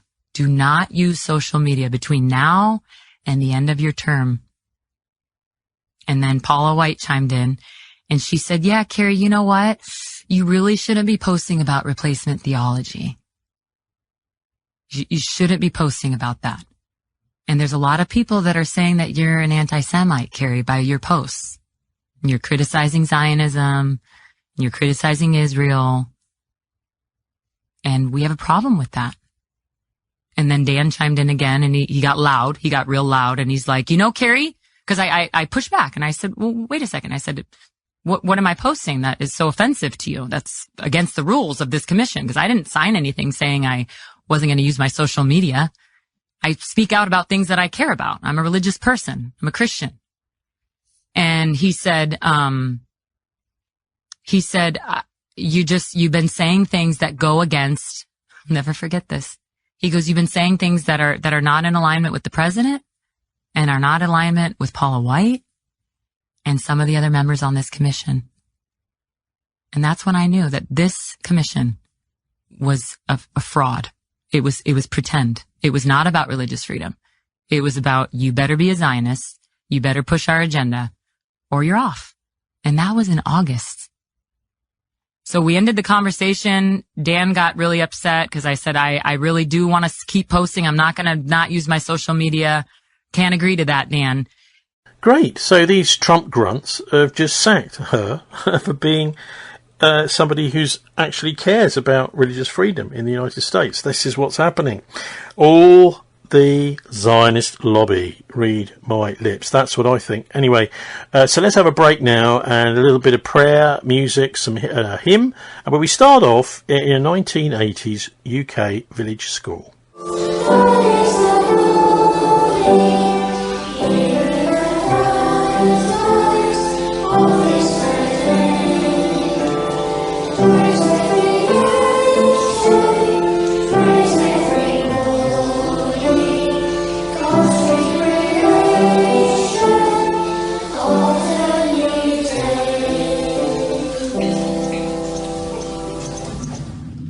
The second reading is taken from the Revelation to St. John, chapter 14, beginning at the 18th verse. In this passage from the Revelation to St. John, the final battle between good and evil is described, and the ultimate victory of God's people. Then another angel came out from the altar, the angel who has authority over fire, and he called with a loud voice to him who had the sharp sickle, "Use your sharp sickle, and gather the clusters of the vine of the earth, for its grapes are ripe." So the angel swung his sickle over the earth, and gathered the vintage of the earth, and he threw it into the great winepress of the wrath of God. And the winepress was trodden outside the city, and blood flowed from the winepress, as high as a horse's bridle, for a distance of about 200 miles.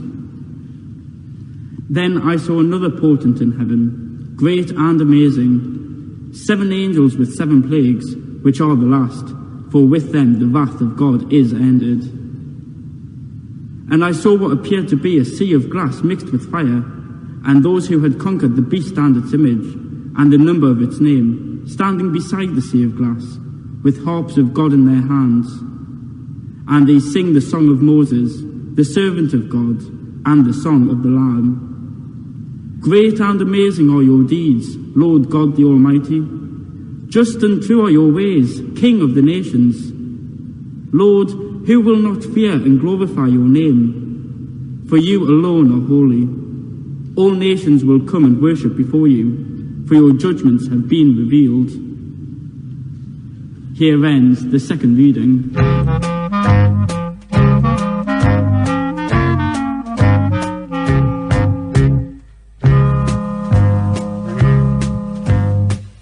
Get older, losing my hair many years from now. Will you still be sending me a Valentine, birthday greetings, bottle of wine? If I'd been out till 2:45, would you lock the door? Will you still need me? Will you still feed me when I'm 64?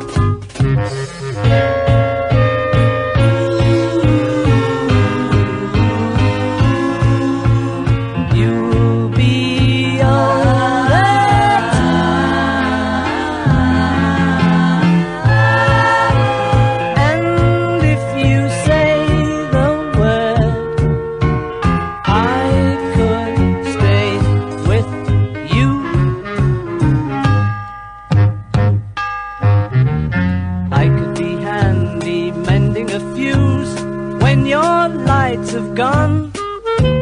You can knit a sweater by the fireside. Sunday mornings go for a ride, doing the garden, digging the weeds. Who could ask for more? Will you still need me? Will you still feed me when I'm 64? Every summer we can rent a cottage in the Isle of Wight, if it's not too dear. We shall scream, and sing. Grandchildren on your knee, Vera, Chuck and Dave. Send me a postcard, drop me a line, stating point of view. Indicate precisely what you mean to say. You're sincerely wasting away. Give me your answer, fill in a form, mine forevermore. Or will you still need me? Will you still feed me when I'm 64? Ooh.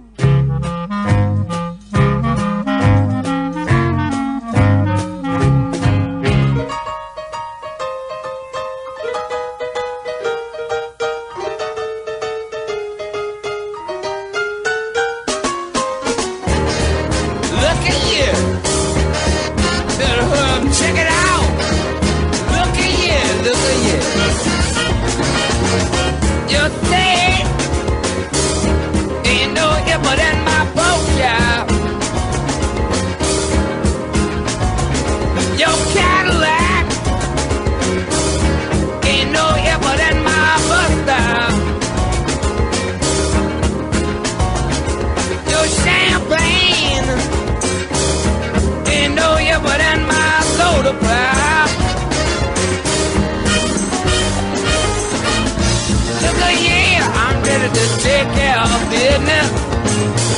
Have no fear, I'm already here. Yeah, you know that I'm qualified.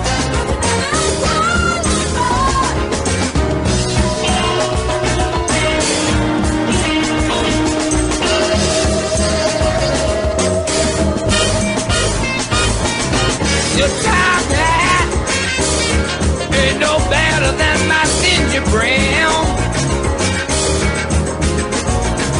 and your sharp skin ain't no better than my Levi's gym. The money you got, it ain't no better than a higher spending band. All I've got's a little bit of common sense. I believe in my heart, the best teacher is experience. Yeah, you know that I'm qualified.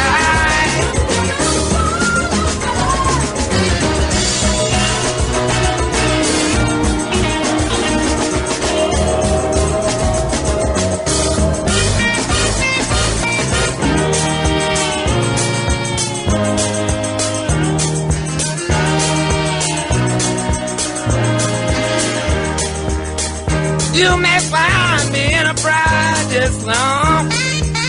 You're hanging out with all the Skid Row bums. I may be sick and I may seem dumb. That don't mean you know where I'm coming from.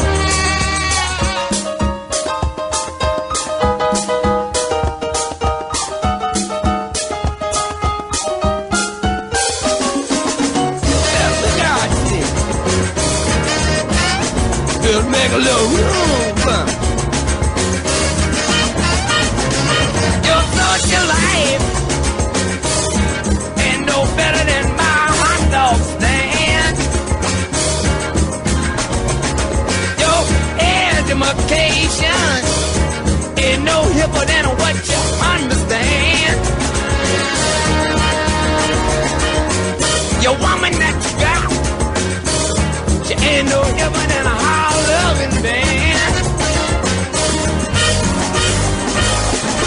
I got the power to control. I can see clean through your blindfold, and I won't tell you now. You know that I'm qualified.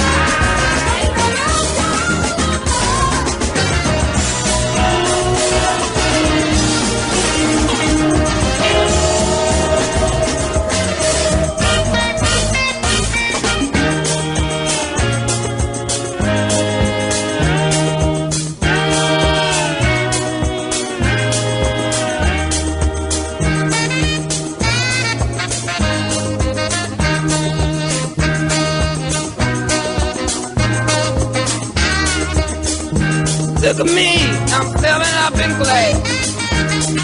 You better watch out, I'm filling up fast. Can hang a jacket on me for hanging out in a project. Hanging out with all these rednecks with rubber tips and rejects. During this Holy Week, we pray particularly for the lands where Jesus walked and for peace in the Middle East.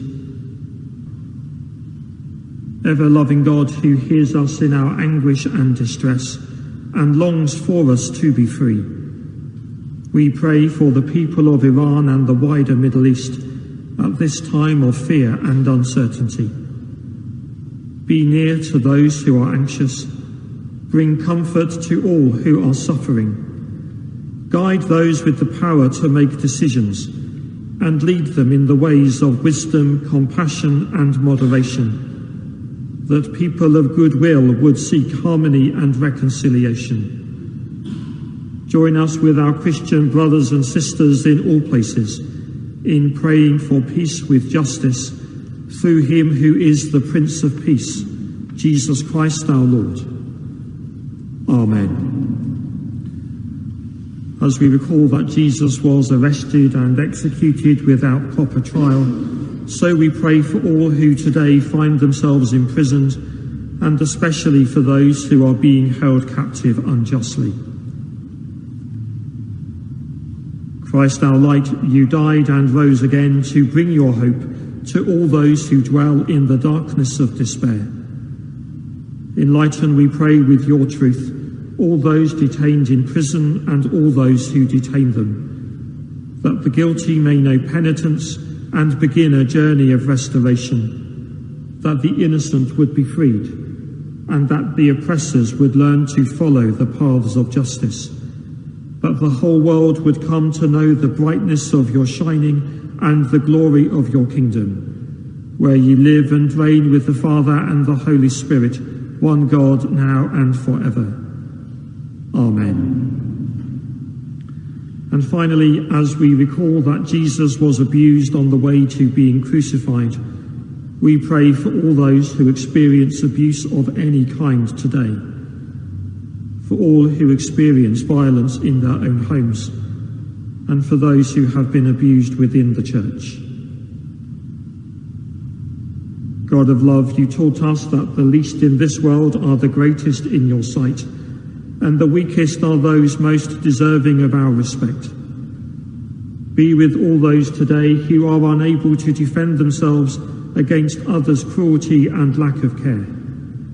Be a protection to them in times of danger. Be a guide to them as they consider how best to react, and be their confidence, helping them to reach out to those who are able to assist them. Transform our society, our institutions and our homes, that they may be places of safety and nurture, and make us all worthy of that great trust you have placed in our hands through Jesus Christ our Lord. Amen. And we join in saying the grace. The grace of our Lord Jesus Christ, and the love of God, and the fellowship of the Holy Ghost be with us all evermore. Amen.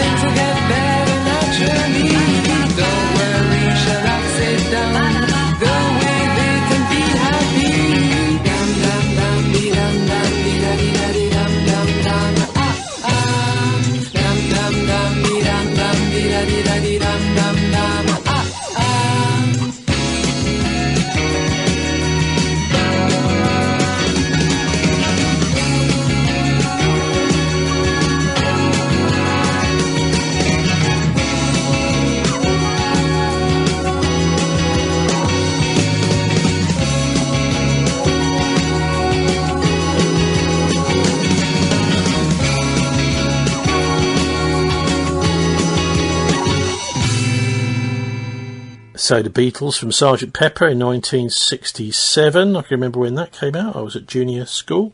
And that was When I'm 64.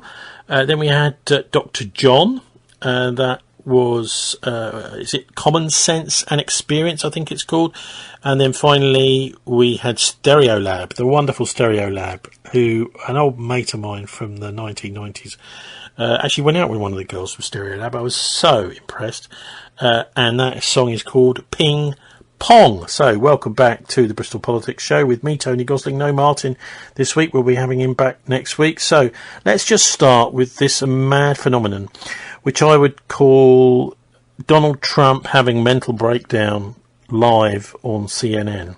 So, of course, he's live on quite a lot of channels when he says one of his things, but you look at it and you think, well, I used to find him quite entertaining, but this guy he's just lost all contact with the real world, and he thinks lots of things which just simply aren't true. And it's rather nice to hear Ali Miraj from LBC on Sky really tearing him to pieces. I thought this is something well worth listening to. They are roaming the skies over Tehran. They're not even being shot at because their equipment's been totally decimated. They have nothing to shoot. They have no Navy, they have no anything. And just think about this. They have no Navy. They have no military. They have no nothing. They're losing. They admit they're losing. They're begging to make a deal. And if you read the fake New York Times, a corrupt newspaper, where I'm suing them and I think I should do very well, but you would almost think, who's winning? It's so fraudulent. But just to finish up with the New York Times, if you read the New York Times prior to my election victory, including the first one, and the second one too, I won 3 times. I won 3 times convincingly. But let's go to the third victory. If you read the New York Times, you would say, oh, Trump's going to lose. But I won in a landslide. I won the popular vote. I won the Electoral College in a massive number, right? Massive. I won the counties, 86% of the counties I won. All of these different things. Winning the popular vote for Republicans, pretty amazing. But if you read the New York Times for months and months and months, you were hearing, oh, Trump is doing so badly. We have to straighten out our media. The reason their circulation is way down, the New York Times circulation, has gone way down. Washington Post is almost extinct. The papers that are being dishonest, the papers generally, people don't believe the media. And to finish, I got 93% bad publicity. Some people say 97, but between 93 and 97. A person that gets 97% of bad stories, maybe Caroline's doing a poor job, I don't know. She's my representative. You're doing a terrible job. Should we keep her? I think we'll keep her. But I get 93 to 97% bad press, fake press, all fake. I won in a landslide. When you get 93 to 97 bad stories, bad press, and you win in a landslide, you know what that says? People don't believe the press. And when people don't believe the press, that's a very bad thing for our country. And when you look at, let's say, the New York Times or the Washington Post, the stories are so fake. Wall Street Journal, too, a lot of bad stories. I don't know what happened to them, but they're bad. Their circulation went way down, Wall Street Journal. I don't know if you saw the numbers that came out yesterday. New York Times, way down. Wall Street Journal, way down. Washington Post, #1, way down. Because people don't believe them anymore. And until they get, it's not the paper, it's not the big, it's that they have no credibility anymore. Okay, well, we'll leave Donald Trump there complaining about the media again and fake news. But Ali and Sonia, very mixed messages in that little briefing that we saw there in the White House. He said that a madman who wants a nuclear weapon can't be allowed to exist. But then he also said that there is a new regime now which is much more acceptable. They don't have to make a deal with me when they're put into the Stone Ages and can't come up with a nuclear weapon. We will leave, don't have to do a deal, and it could be within two weeks, as you say. Is anyone buying this baloney? Really? I mean, you know what I feel sad about? I'll tell you who I feel sad for. The 20 US military personnel who were injured on Friday in Saudi Arabia on a base. Right? What are they making of this absolute nonsense that's coming out here? I mean, you talk about escalation dominance here. Escalation dominance at the moment is not with the US. It's with Iran. And if you read every pronouncement that's coming out of the Iranian regime, which apparently has been replaced, every pronouncement is, we can't trust this guy, right? And he's also made, the thing that I picked up in there, apart from the fact that people are dying, right, and this has become a gamification of war. You listen to Pistol Pete Hegseth, and you listen to the US president, and you're thinking, war is difficult, war is hard. War, sometimes you have to go to war with your enemies. You do it with a heavy heart, right? There's no, this isn't like playing a video game here. These people have made war like gamification. And the interesting thing about this whole thing was an admission on his part, after he told us, by the way, last June, that their nuclear capability had been obliterated. An admission there was, if another US president in the future has to come back, they'll also hit them hard, i.e., they have capability, and even if we obliterate it now, they could come back.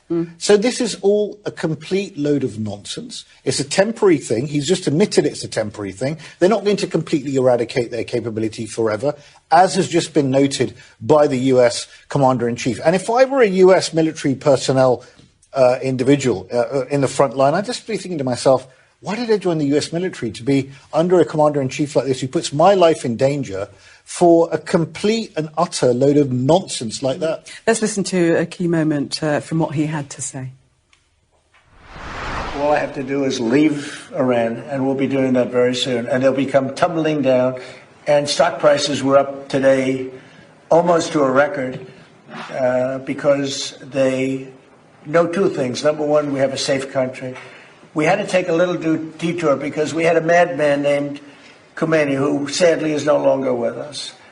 And we had regime change already. We've knocked out one regime, then we knocked out the second regime. Now we have a group of people that are very different. They're much more reasonable, I think much less radicalized.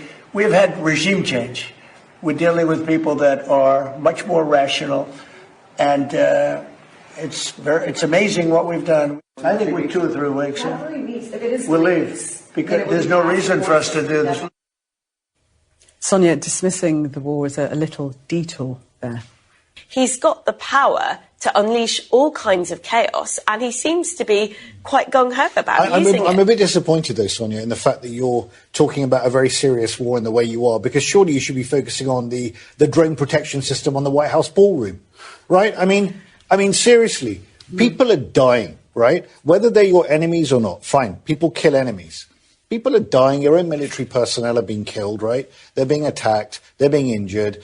People are now in the region, your allies are all being attacked. They told you not to do it. Now even US companies are going to be attacked. Your own domestic consumers are suffering. And we're talking about drone protection on the US White House ballroom.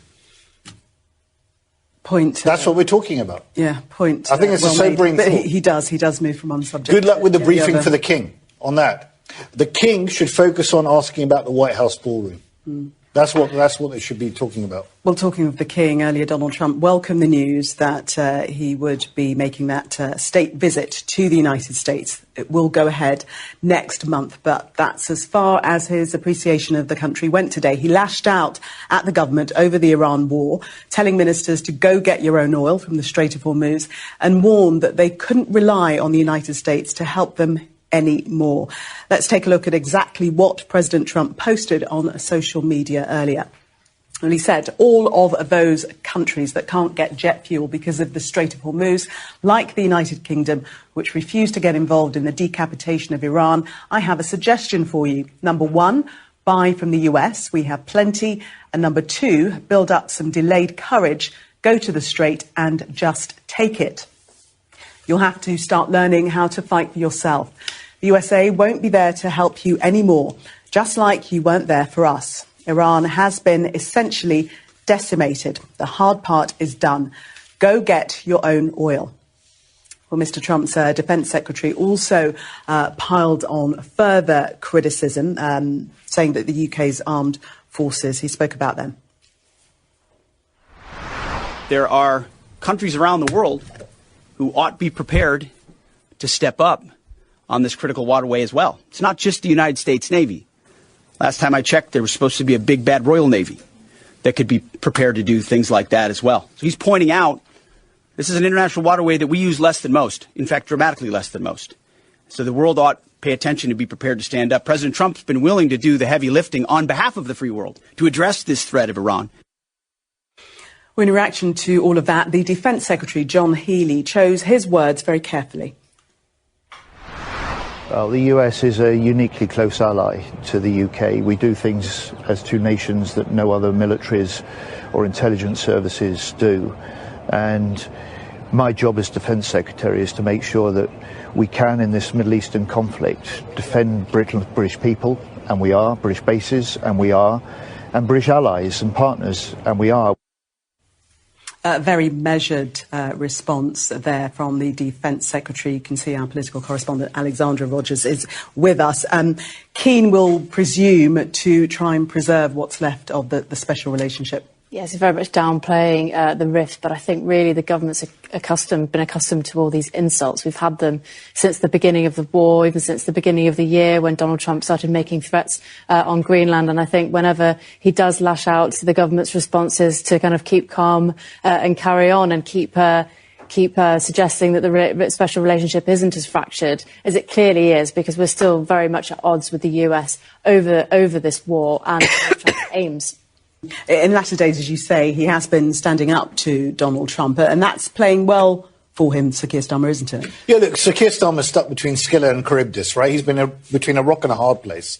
He's doing the best he can. I think it's playing well with the British public, but I think he's doing it because he actually cares about something called conventions and laws and all the rest of it. And if you're going to be talking about contraventions of international law when it comes to Russia invading Ukraine, you better be standing behind it. Otherwise, the rules-based order means absolutely nothing. I mean, I never thought it meant much, but at least Keir Starmer is holding on to the fig leaf of that. I think the British government and Europeans generally need to accept that NATO's dead.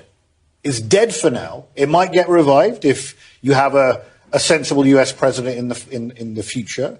But are we to really believe that the US would be coming to the defence of Europe if a NATO member were attacked? Of course not. Will someone please tell Donald Trump this is not a video game? Ali Miraj talking on Sky TV, discussing live, and I think there was another piece which was pre-recorded, a little clip there. And this is great to see. This is what television is all about. You know, get a few sensible people, someone like Martin, imagine that, discussing live Trump. And then when he starts spouting on about something very uninteresting, you just cut live to Martin, chit-chatting away. Come on, you TV producers, do the stuff. Anyway, I thought that was very entertaining. And straight on to the main man. I think what Trump trying to do this week is pull together some stuff from people really like the top types. So obviously Scott Ritter is brilliant, is amazing, fantastic, superb, brilliant. And there's also Jang Jiquin. This bloke's very good. And Tucker Carlson. We get both of those before the end of the show. But this time Scott Ritter really is on fire. This week he has been. And so let's have a listen to the almost the full piece with him this week, because he's really tearing into Trump in the most entertaining, brilliant, and actually a message for Easter too, amongst all this. Scott Ritter, welcome here, my dear friend. As always, thank you for accommodating my schedule. How would you grade or evaluate this Pete Hegseth planned war? I mean, I hate to laugh because so many people have died. It's murder, it's war. I mean, let's get just dead serious right off the bat. It's a war crime. The United States is a nation that is committing, the most egregious of war crimes, a war of aggression. This was a war of choice. There was no imminent threat from Iran. In fact, what had been articulated as an imminent threat by the United States, Iran's nuclear program, was being resolved diplomatically. And that when the United States and Israel carried out their surprise attack, when the Japanese bombed us, it was called the Day of Infamy. Imagine what the Iranians called it, but it was perfidy. Literally, we were operating under a flag of truce, and then we attacked the Iranians. So we are a war criminal state, and Pete Hegseth is a war criminal. And we have to start out by this because of evaluating everything that follows from this. America, wake up. Our government is committing crimes in your name, our name. We are a war criminal nation. So now let's take a look at this. Some people would say, well, the ends justify the means. I mean, if we get rid of the Iranian state and we can secure Middle East oil and all this stuff, what's international law? We've been breaking it. What the hell? We invaded and occupied Iraq back in 2003. Spent better part of a decade doing that, and nobody. Thousands of Americans died, but nobody cares. For all of you people out there that care about I just despise these people. We support the troops. Really? Do you really support the troops? You've never supported them because you haven't gone to the VA and changed the colostomy bag of a guy that got his guts blown out. You haven't held the hand of a wife or a daughter has to sit there and stare at her husband or father drool into a cup because his brain has been addled by a roadside bomb. Nobody cares about the American troops. We like them when they're good looking and in uniform. Girls are like, hey, I'd like to date that guy. Really? You'd like to date that guy? Why? Because he looks good in uniform? But what happens when he comes back in a wheelchair or a basket case, or he comes back with a drinking problem or a drug addiction because of the pain that was inflicted on his body or the psychosis in his mind? Do you love him then? No. You walk away. Then you leave him abandoned. Now his guts are torn out and his heart's torn out. No, America sucks as a nation. We don't support our troops at all. And so, we're talking about sending people out to fight and die in a war to achieve what? Pete Hegseth said this was because we're going to remove the regime in Iran. 47 years, those people have been tormenting America. Really? I think it's America that's been tormenting them. Iran hasn't sanctioned us. We've been sanctioning them. Iran hasn't assassinated our nuclear scientists. We've been assassinating theirs. I mean, America, this is the stupidity of the American people is beyond belief, buying into this notion. We're going to get rid of the Ayatollah and suddenly the regime is going to collapse. And in the process of collapsing, we'll get them to agree to get rid of their missiles because that's the other stated objective, to stop Iran from launching missiles and drones. Well, the regime didn't collapse. We killed Ayatollah Ali Khamenei. The regime is there now. His son is now the Ayatollah. Yeah, we got rid of the one Ayatollah that said it was against the law to produce nuclear weapons, and we replaced it with another Ayatollah that said, who knows? Maybe we'll have to reconsider this because you guys attacked us. Nuclear-armed nations attacking us when we're supposed to be protected from this attack by the Nuclear Non-Proliferation Treaty. It says when you sign the treaty and you've entered a safeguards agreement, you're sort of immune from this sort of thing. But no, here comes the United States and Israel because we don't care about international law, bombing Iran. We didn't collapse the regime. We made them stronger. So, Pete, you lost. If your job was to collapse the regime, they're there. They're winning. You're losing. Now, what about those missiles, Pete? How'd that happen? Well, I don't know. Ask the Gulf Arab nations get bombarded every. Ask yourself, Pete. Where's the classified report on the battle damage assessment done to the U.S. bases in the region? They're being wiped off the map, Pete. That's on you, pal. And what about Israel, our ally? They're getting slammed every single day. That's on you, Pete.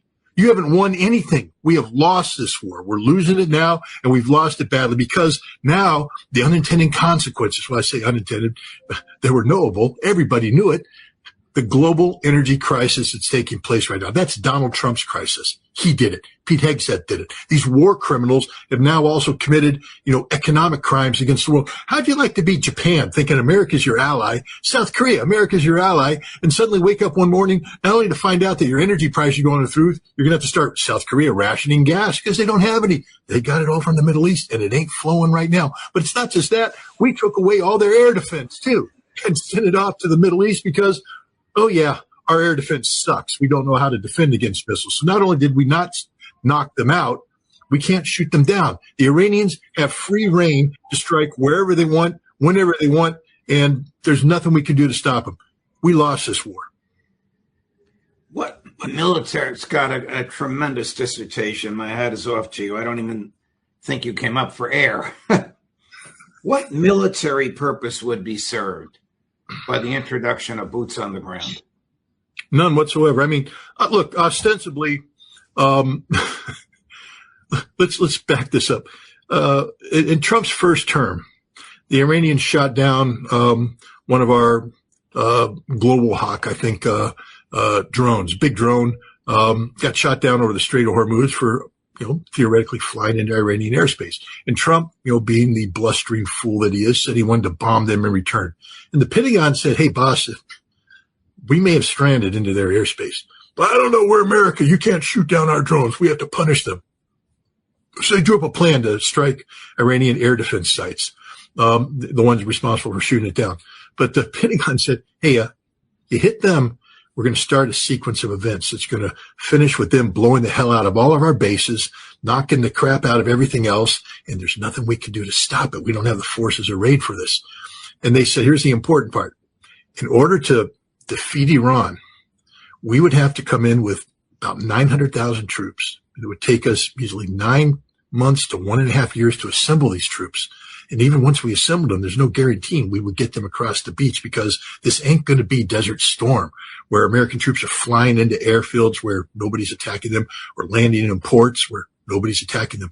The Iranians will be destroying all the infrastructure, and they have missiles that can hit our ships as they come close to shore. You may not want to start this thing, boss. And Trump wisely refrained from striking. So now today, you got people talking about ground action. Understand that anything we're talking about, what, 10,000 troops? Guys, you can't do anything with 10,000 troops. When I helped plan, I was just a junior lieutenant time. I did the intelligence. I fixed up the intelligence assessment for the amphibious op to take Bandar Abbas, which is a major Iranian city. We went in with 60,000 Marines. That was the plan, 60,000 Marines. And then the Army was going to follow through with about 180,000 soldiers. So we have 240,000 guys on the ground to take Bandar Abbas. Major effort. We don't have that capability today. We don't have the prepositioned ships. We used to have all our stuff on ships, so we could come in with amphibious forces, seize the ground, then bring the ships in behind in the port, offload them, fly in the troops, and off they go to fight. We can't do that today. We don't have any of this capability. We'd have to mobilize troops. It takes us 6 months to get a single heavy army brigade out of its base in the United States, ready for deployment, to ship down and go off to Europe to do its little rotational duty. Now you want to talk about moving hundreds of thousands of troops to them. We don't have the shipping to do it. We don't have anything left. We suck as a military. People need to understand this. So now what have we done? We're going to send in 2 Marine expeditionary units. Yay, battalion landing teams, the Thundering Herd and Dark Horse. These are legendary Marine units, but Marines aren't immortal.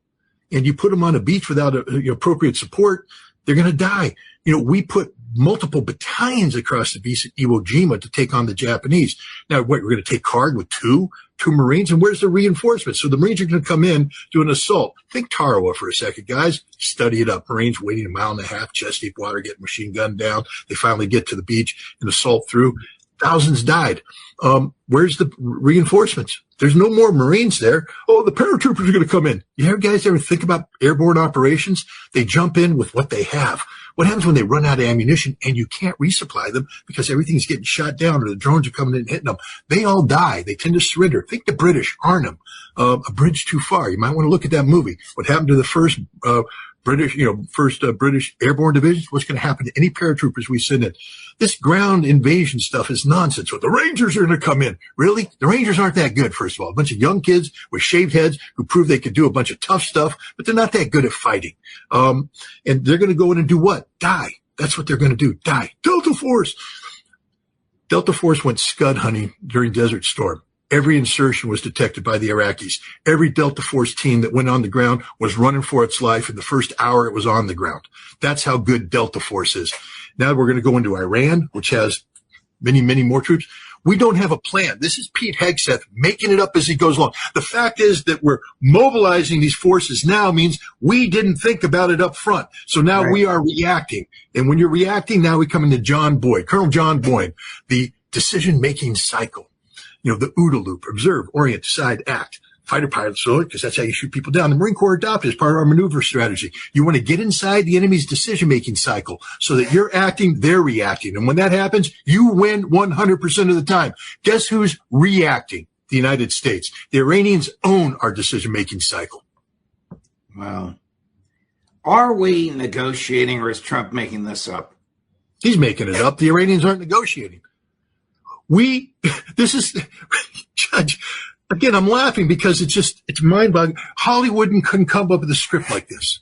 I mean, people would read the script and go, no, this would never happen. That's unrealistic. No diplomat would ever do that. And no nation would allow itself to be fooled twice.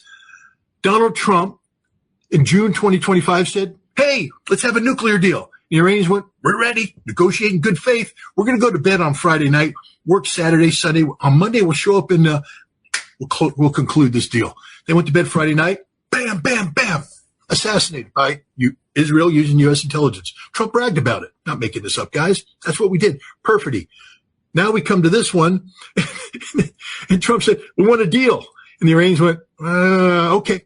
And they sat down and they made a deal. They actually had a deal ready. People were flying into Washington, D.C. to get it signed off on when, boom, boom, boom, boom, boom, there we go again, surprise attack, perfidy. The Iranians are done. The Iranians have shown so much restraint over the course of the past years. They haven't gone full bore. But now they said, it's all bets are off, guys. We're taking everything out. You want to play this game? We're going to take it all out. Wait till they start hitting the desalinization plants. They already hit one in Kuwait. When they take them out, there won't be a single nation left. I mean, I love the United Arab Emirates, those fat, stupid Arabs with all their oil money, ruling over a country where 85% of the population isn't Arab. They're foreigners coming in. 85% of their military are mercenaries, the Sparta of the Middle East. And they're sitting there talking big and bad. Your desalinization plants are about to go boom. And when that happens, you won't have anybody left in your pathetic little country. All you'll have is a bunch of sand, and good luck. You'll have some oil. You can drink that maybe, but that's it. You won't be drinking water unless it's salt water. Then you'll die. That's what's going to happen to the totality of the Gulf Arab states if this war continues. And it's on Donald Trump, and it's on them because they're sitting there playing the victim. We didn't want anything to do with it. BS. You gave safe haven to American troops that were then used to attack Iran not once but twice in the past year. And you want to pretend you're innocent? No, you're paying the price. The only way you get out of this is to kick the United States out, which is one of Iran's principal negotiating positions. But they're not negotiating. They just said, you have to get the hell out of here. This isn't a game of us sitting down at the table. Who are they going to sit down with? Steve Witkoff, Jared Kushner? No, they're the same guys that sat down with the first and second time. They're not going to do that. There's other nations out there that are desperate for a peace deal that are in contact with the Iranians. The Iranians are telling them, pound sand, we won't negotiate. Then they go to the United States and say, well, we think what the Iranians might want. And Donald Trump then says, I'm in negotiations with the Iranians. The Iranians aren't giving the United States anything. They're not doing it directly or indirectly. This is the fantasy of Donald Trump. I mean, the man is just a psychotic liar. Here's Pistol Pete just a few hours ago, about 8 o'clock this morning, trying to convince a skeptical press that negotiations are going on. Chris, cut number 21. Having been with Steve and Jared and the vice president and Marco and many others yesterday, they are very real. They are ongoing. They're active and I think gaining strength. And we appreciate that. As I said in my remarks, we would much prefer to get a deal. If Iran was willing to relinquish material they have and ambitions they have, open this, great. That's the goal. We don't want to have to do more militarily than we have to. But I didn't mean it flippantly when I said, in the meantime, we'll negotiate with bombs. Our job is to ensure that we compel Iran to realize that this new regime, this regime in charge, is in a better place if they make that deal. And so we'll continue. We're working hand in hand, but the primary effort is a deal. We want that deal to be accomplished if at all possible. If not, then we're prepared to continue. A headline in the Wall Street Journal saying Trump willing to give up on the Strait of Hormuz. It's like give up. Your ass has been kicked. And Pete, screw you, you lying sack of manure. I mean, this guy is pathetic. A deal, there is no deal, Pete. You lost the war. Our negotiating is bombing. What the hell have you been doing for the past several weeks, Pete? You used all of your precision-guided munitions. You got nothing left, Pete. Nothing. You blew it all. You shot your wad, buddy. And what'd you do? Squat. The Iranians are still there, and now you got to come in with what? Conventional bombs, gravity bombs? Because that's all you got left. Hey, Pete, you might want to pick up a history book. We spent a couple years bombing the crap out of Nazi Germany. Didn't work, pal. Didn't break their spirit. Did the same thing to the Japanese. Bombed their cities. Committed war crimes. Dresden, the firebombing of Tokyo. You want to firebomb Tehran? Do it. They're ready for you now, Pete, because Iran doesn't care. They recognize you for what you are, a lying war criminal. They're not going to negotiate with you, and they're not going to negotiate with Donald Trump, another lying war criminal. This is the problem when the United States operates the way it has, arrogantly and ignorantly. We are liars. There's no credibility. There's no reason for anybody in the world to believe us. Hell, Europe doesn't even believe us anymore. Italy just said, pound sand, you can't use our base. America's like, what? I thought we could use those bases. Hey, good planning, Pete. You never thought about your European allies, did you? You might want to check that box off, saying secure European support before going to war with Iran, where we require European support. Now, Spain, I'm just telling you, when I flew out to the Gulf War, landed in Spain going there, landed in Spain going back, because Spain's an important intermediary stop. Not anymore. Sigonella, Italy. Nope, can't use that anyway. Grenada, no, it's all gone. You didn't secure the European support before engaging in your illegal war of aggression. And now Europe's telling you to pound sand, and you got your feelings hurt, Pete. You and Marco Rubio are like, oh, NATO didn't come to our assistance. NATO isn't going to participate in your illegal war of aggression, especially the one that is crushing their economies right now, and you failed to coordinate with them. I mean, this is literally, we're talking about the most amateur, criminal-minded idiots in the world. At least Dick Cheney wasn't incompetent. I can see you're on fire, but this is actually going to raise the heat a little bit. This is also Hegseth from this morning. Chris, number 17.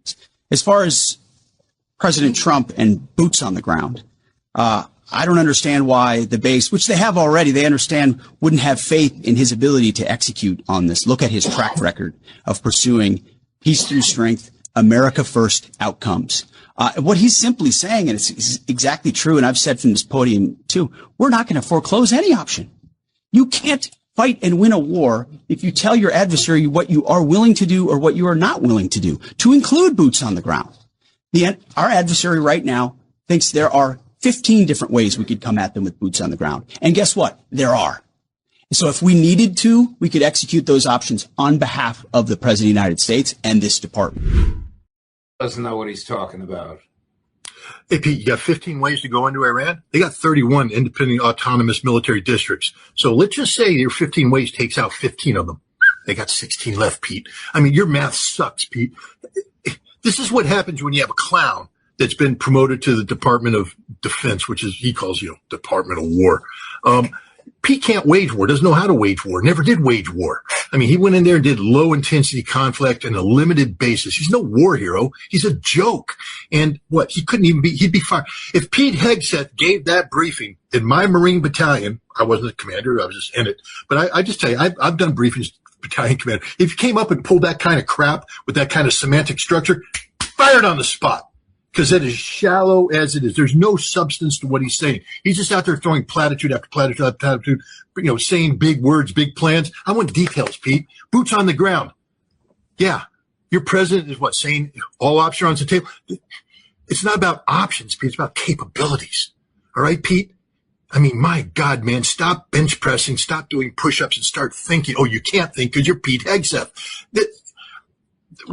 This is frustrating because Americans are dying and Americans are going to die. Here's one of your fellow Marines, a young man by the name of James Webb. His grandfather, whom I knew, was the Secretary of the Navy under Ronald Reagan and then became a U.S. Senator from Virginia. The grandfather was a great man. This young man told our friend and colleague Tucker Carlson he would never let his sons join the Marine Corps because he didn't want them to become mercenaries fighting a war for a foreign country. Then he began to talk about war games in which he participated, and it didn't go well. Cut number 8, Chris. We have war gamed this, and it didn't go well. The other parts of it are if you look at the terrain of Iran, it is Afghanistan, but worse, with a larger population that is obviously well more equipped than any other war we fought in recent memory. That's why it's the oldest empire in the world, probably. Yeah. Geography matters. Absolutely. And their traditions matter. They have survived for 2 millennia. And a lot of that was by having to fight. They're not pushovers. I'm not a fan of their policies. I don't want to live in Iran, but at the same time, you have to recognize realistically who you're dealing with. And they're not a backwater. They are a very advanced philosophical, mathematical society. They've given the world a lot. And if you don't take that into account, you rely on hubris to make your planning, you're going to walk into a trap. Hubris. Trump, Hegseth, hubris on spades. in spades. 100%. Well, I mean, look, you and I share a great affinity for James Webb, the former Secretary of, he's a war hero. He highly decorated Vietnam War hero, and he's just a hell of a guy. I remember when he ran for president, the thing that lost him the presidency is he said, what was one of those adversarial relationships in life and how it worked out for you? He said, well, that North Vietnamese guy that threw a grenade at me and I threw it back and killed him. It didn't work out for him. The American people couldn't understand that, so they didn't vote for him. But I understood it. He would have made a great president. But, look, his son, I respect his son. But let me just correct the record here. If you've never been to Iran, don't ever talk about Iran. All right? He said he wouldn't want to live there. You haven't been there. Okay, Iran is a fantastic country, filled with just loving people, intelligent people. I've been to Iran, and I have to tell you, I was never treated better. I was treated pretty good my last trip to Russia, but when you're friendly with people, they tend to treat you well. And if you're friendly with the Iranians, they will treat you well. And he speaks of their scientific. Yes, these are some of the best scientists in the world. Is it possible to defeat Iran? Guys, Iran was occupied by the United States, Great Britain, and Russia during World War II. So it's possible to defeat Iran. I mean, you can talk about history all you want. Learn your history, Mr. Webb, before you speak and study about Iran. I agree with his basic sentiment, but you can defeat Iran. They've been defeated in the past. It's not as though they're invincible. But Pete Hegseth and Donald Trump aren't going to defeat them. The terrain is a factor, but not in the factor of the way. Again, no one's talking about landing in Bandar Abbas and surging across the mountains and the desert to get to Tehran. If you're going to do Tehran, you come in through Azerbaijan, you go down the Caspian Sea coast, and you do an amphibious hook. We've been planning that one too. Can't do it anymore because we don't have the troops, the resources. But if we're going to go in, we could secure the Strait of Hormuz, but it would be a major effort. I'm talking about major effort, World War II style D-Day, Battle of Okinawa effort, where we're going to lose tens of thousands of troops. For what? For what? I mean, tens of thousands. We only have 10,000 there now. And I'm talking about if you want to secure the Strait of Hormuz, you better bring 20,000 body bags because that's what it's going to take. Let me correct myself.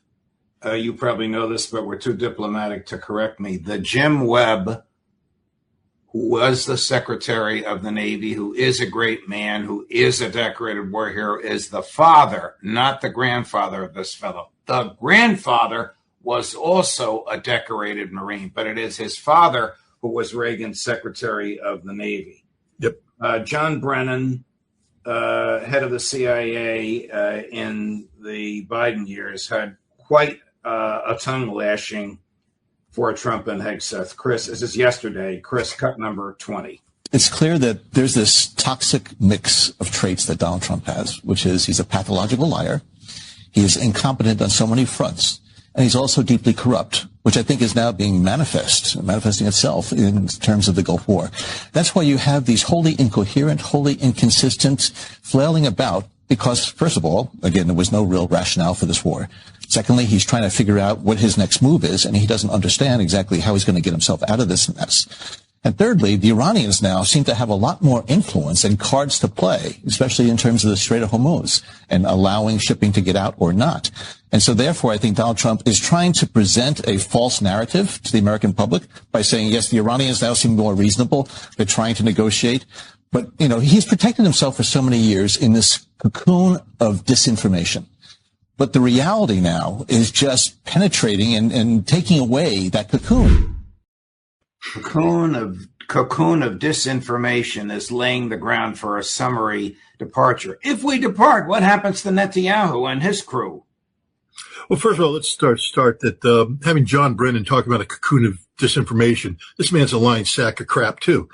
He's the guy who made up Russiagate. He manufactured intelligence. He's the worst CIA director we've ever had. He's a man who belongs in jail for telling lies. So I really don't need to be lectured by John Brennan, who is a pathological liar himself. I guess it takes one to know one. So there, maybe he'd bring some of it. But John Brennan, I'll spit on him. But we don't need John Brennan to make the point that Donald Trump and Pete Hegseth are incompetent. What happens when we withdraw? What happens to Israel? Israel's going to have to pay the piper, baby. I mean, I saw, there's people posting on X, a 5-man artillery crew killed in Lebanon. They were killed in South Lebanon. May God rest their soul. What were they doing in South Lebanon? invading. Israel is Israel. South Lebanon ain't their country. And so they're invading South Lebanon, and Hezbollah is kicking their ass. I mean, literally 76 tanks destroyed in the last 48 hours. You know, that's more than a battalion. Could you imagine? And guys, you put an American tank battalion, it gets annihilated. There'd be hell to pay here. This is what happened to Israel. They can't beat Hezbollah. They're getting the crap kicked out of them, and Iran is pounding them to death. Israel is going to have to get rid of Netanyahu and get a government capable of making peace. And the key aspect of that peace will be one of the principal Iranian demands, a Palestinian state. This is what happens when you lose wars. There are consequences of losing wars. And here, Israel will have to accept a Palestinian state, and the United States will have to get the hell out of the Middle East. Wow. If there are boots on the ground, if this ill-advised, suicidal land invasion takes place, will the IDF invade as well, or will it be all American? Can't invade. I mean, the IDF sucks. They're not very good at what they do. They get killed when they face competent fighters. They got that crap beat out of them in Gaza. Hamas didn't roll over. Yeah, Hamas got pummeled because, you know, it takes a lot of courage to fly an airplane over undefended airspace and drop bombs on women and children and other people. So no, Israel sucks. When it comes to actual fighting, closing with and destroying the enemy through firepower maneuver, the Israelis aren't very good at it at all. Just look at what's happening. They got the crap handed to them by Hezbollah back in the 1990s. They had to withdraw in 2000. They got the crap beat out of them in 2006. They got the crap, 2006. They get the crap beat out of them last year, getting the crap beat out of them now. They're not any good. And now you want them to do what? Move close with Iran? Bring it on. The Iranians would love a chance to slaughter the Israel. This is why the Israelis are having problems, because they're mobilizing their fat, stupid, incompetent reservists who don't want to do anything. They want to be living in their air-conditioned home doing IT technology. They don't want to be out there getting dirty and fighting and killing. That's not what modern Israelis do. These aren't very good warriors. They like to wear uniforms that are very tight so they pretend they can posture and look good. I've been there. I know. I've seen them. But they're not very good at fighting. They don't know how to fight, because to fight and be effective in fight, I just came from Chechnya. Those Chechens can fight. Why? Because they're willing to die. They're willing to die. You look in their eyes and you realize if they're coming at you, you're going to have to kill them, because otherwise they'll just keep coming till they kill you. The Israelis don't have that look in their eyes. They're a bunch of pathetic little nobodies who, they've been beating up. They're very good at shooting pregnant women in the belly. That's what Israeli snipers do. They're not very good at actually beating people. And you want to get with Hezbollah, the Radwan Special Forces, who will eat you for breakfast, and then you want to say you want to go on and fight the Iranians on Iranian territory? Israel would never get across the border. They wouldn't make it. They'd all retreat. They have reservists right now that are refusing to be mobilized because they know that if they go to southern Lebanon, they ain't coming home. And you're going to send them to Iran. There will be no Israeli forces. There might be some special operations forces to go in and do a raid here and a raid there. But in terms of the mainstream combat units, they suck. They're not any good, and they're never going to make it outside of Israel. One more clip before we finish. Did you know that God is on the side of the Americans? I want you to tell me how your troops, your colleagues would have reacted if the Secretary of Defense said this. Chris, cut number 9. Almighty God, who trains our hands for war and our fingers for battle, you who stirred the nations from the north against Babylon of old, making her land a desolation where none dwell. Behold now the wicked who rise against your justice and the peace of the righteous. Snap the rod of the oppressor, frustrate the wicked plans, and break the teeth of the ungodly. By the blast of your anger, let the evil perish. Let their bulls go down to slaughter, for their day has come, the time of their punishment. Pour out your wrath upon those who plot vain things, and blow them away like chaff before the wind. First of all, he's quoting the Old Testament. I mean, we're supposed to be, a Christian nation. Christianity comes from Jesus Christ. Jesus, the guy that stayed Peter's hand when he was cutting off the ear of the guy who was coming to arrest Jesus. No violence, put it back on. Turn the other cheek. That's the Jesus of Christianity. Not this crap that this guy's pouring out. Pete Hegseth's the worst Christian possible. Everything he said in there is as unchristian as it gets. Is unchristian. Not only that, we live in a nation where there's a separation of church and state. So keep your goddamn church out of my state. I'm sorry. I'm using bad language. I apologize for that. But, no. We aren't a nation of state religion. And yet he's trying to imply that somehow we are the Crusaders. Hey, Pete, let me tell you how the Crusades worked out. They all died in the end, Pete. They all died. You're going to die. Everybody's going to die. And you're going to go straight to hell because you're sitting there pretending that you're posturing as some godlike figure. You're just a pathetic cartoon character. Marvel Comics couldn't make somebody as pathetic as you. I mean, this is just ridiculous. Scott Ritter, thank you, my man. Scott on fire, as a bunch of the chatters have been writing. Your humble host right here. Thank you, Scott. All the best to you. Happy Easter to you and your family. Well, we celebrate the Orthodox Easter. So ours will be. So this Sunday is what? Palm Sunday for you, and Easter's the following Sunday. It's for my wife. Yeah. For me, I just do whatever she tells me to do. God love you. All the best to you and your family.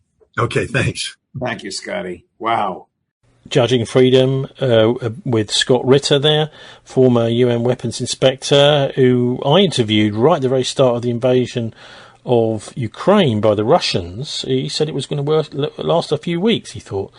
Oh, goodness. Well, it didn't. Anyways, very, very interesting. Why Iran is winning. So this is accelerationism, isn't it? Off the scale. The idea is we're going to start a war which is going to destroy us. And isn't it true that that's exactly what the Israelis have been doing as well, starting unwinnable wars? So they've been doing this almost ever since the Second World War. Lots of the wars they've just lost, but they don't care. But this, it seems, is going to be going for broke. And at some point, the world is going to have to get together and put these people back in their box, and they know it. It's the whole idea, which we had a few weeks ago from Professor Zhang, all about Sun Tzu and this idea that you have to do something to your soldiers so that means they can't go back. Well, one of the things you can do to them is get them to commit most horrific war crimes, and then of course they can't make peace because they've got to just keep going. They've got to keep doubling down, and double down news of course are wonderful. So this week's poem from Patrizia is called The Weave. So many words, so many lies. Don is lost in truth's demise. Is he drugged? MK Ultra, mind control, his words, assaulter, bruise on hands and neck and face, behind the scenes, abuse the case. Don's tan on face has run amok, shoulders hunched, read, out of luck, no way back, no way out, when Zionists hold all the clout. Don, a puppet, pulled by strings, sold his soul, now payment stings. When all is said and all is done, Trump off script was always fun. Now handlers watch his every move, the Zionists his scripts now choose. Straitjacket bound, no longer free, the Don of old no longer see. So many deaths now crowd his soul, so many wars out of control, so many spirits haunt his days, now melt down Don is all they say.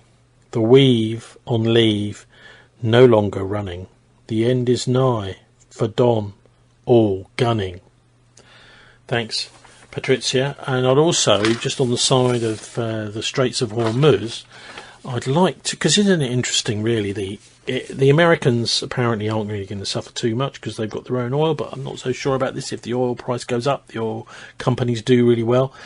But we may have rationing in other parts of the world, which the supplies are down. So this all puts me in mind of one of the Beat poets, and his name's Gary Snyder. He was writing, well, he was all over the world, but he was also in California writing back in the 1960s. And this is a poem called Oil.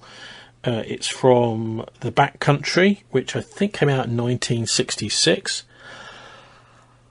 And if you can picture the tankers coming in San Francisco or to one of the refineries around there, and he, I think, worked on oil tankers too for a while. Soft rain squalls on the swells, south of the Bonins late at night, light. From the empty mess hall, throws back bulky shadows of winch and fairlead over the slanting fantail where I stand. But for men on watch in the engine room, the man at the wheel, the lookout in the bow, the crew sleeps in cots on deck, or narrow iron bunks down drumming passageways below. The ship burns with a furnace heart, steam veins and copper nerves, quivers and slightly twists and always goes. Easy roll of the hull and deep vibration of the turbine underfoot, bearing what all these crazed, hooked nations need: steel plates and long injections of pure oil.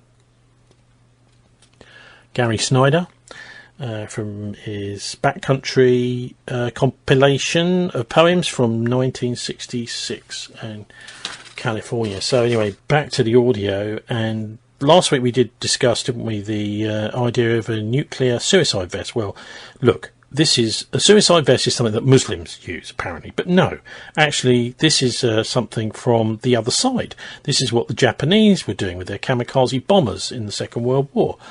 This is not a Muslim thing. It's been made to be a Muslim thing because of the idea of the Operation Cyclone and this whole series of mercenary paid Islamist armies, which are run by America, like Jalani in charge of Syria now, that lot. You know, the idea is you set up a fake army of whether it's Zionist Jewish or Salafi Muslim or Christian Zionist. You know, you set these fake things up, you fund them massively, as they have done in the madrasas in the Gulf states, for example, and then you weaponize them as they weaponize them. So the idea really is to, you know, to create these memes like a suicide vest has to be a Muslim. Of course it does. No, actually it doesn't. And I think the interesting thing about this idea of having a mini-nuke suicide vest, the mini-nukes, I think, are much more likely to be deployed by the maniac states, the Americans, maybe even the British, but certainly the Israelis. I mean, they've been playing with these nukes for a long time, and as Dr. Chris Busby has told us before, he believes, and he's got evidence, and I actually push him on this about the the chain of evidence and custody of stuff that he's been testing from the Holy Land, from Palestine, stuff he's got taken over, and from Lebanon. So anyway, here's Dr. Chris Busby, an exclusive, 45 minutes from Chris, as he talks about first of all, about his work over the years, and introduces, why he does what he does. But then we get quite quickly into this whole concept of mini nukes. And is it possible? Well, turns out yes, it is. If you use plutonium hemispheres, they're actually quite light, and this was done in the 1950s. With these satchel charges that the Americans had. So anyway, let's let Dr. Chris Busby do the explaining, and particularly what he's good at is explaining how all these different isotopes of these different elements are used to make these bombs. I'm Christopher Busby. I have a PhD in chemical physics, and I'm mainly known for studying the effects of radiation and health. And so I've been doing that for 30 years, and I've been the author of a couple of books on this, and I'm the scientific secretary of the European Committee on Radiation Risk, which is I suppose you'd say it's an NGO. It's a committee of scientists and experts who have been trying to figure out a new way of expressing the way in which radiation causes cancer. But in so doing, I've been, over the period of time, of course, I've had to learn a lot about the way in which nuclear weapons are constructed and how they work and so forth. And from about 2006 on, I came to discover, as a result of measurements that we made in Lebanon, and then later in Gaza too, and in Fallujah, we discovered that there was a new weapon that had been used by the Americans and by the Israelis in the Middle East, and this was a new type of nuclear weapon which was very small and caused a lot of neutron damage. It was a neutron weapon made of uranium. And with regard to the latest, questions that are being made that have been asked about mini nukes, I think it's almost certain that the most likely mini nuke that would be used would be the weapon that the Israelis have been using in Lebanon. and we've measured various aspects of the contamination produced by these things, and so we know that they do exist. Could you maybe say something about the background to the links between nuclear energy and nuclear weapons? We can get into the mini-nukes a bit more in a minute, but I think for many people, we're seeing massive increases in energy prices, extra 40, 50 pence a litre on diesel, this sort of crazy amounts of figures. Although the government, the government seems to be quite happy about this because it's taking more VAT from fuel. Now that's just on the transport, what people are putting in their tanks, but also with electricity prices, they're really going up through the roof, and gas prices, etc.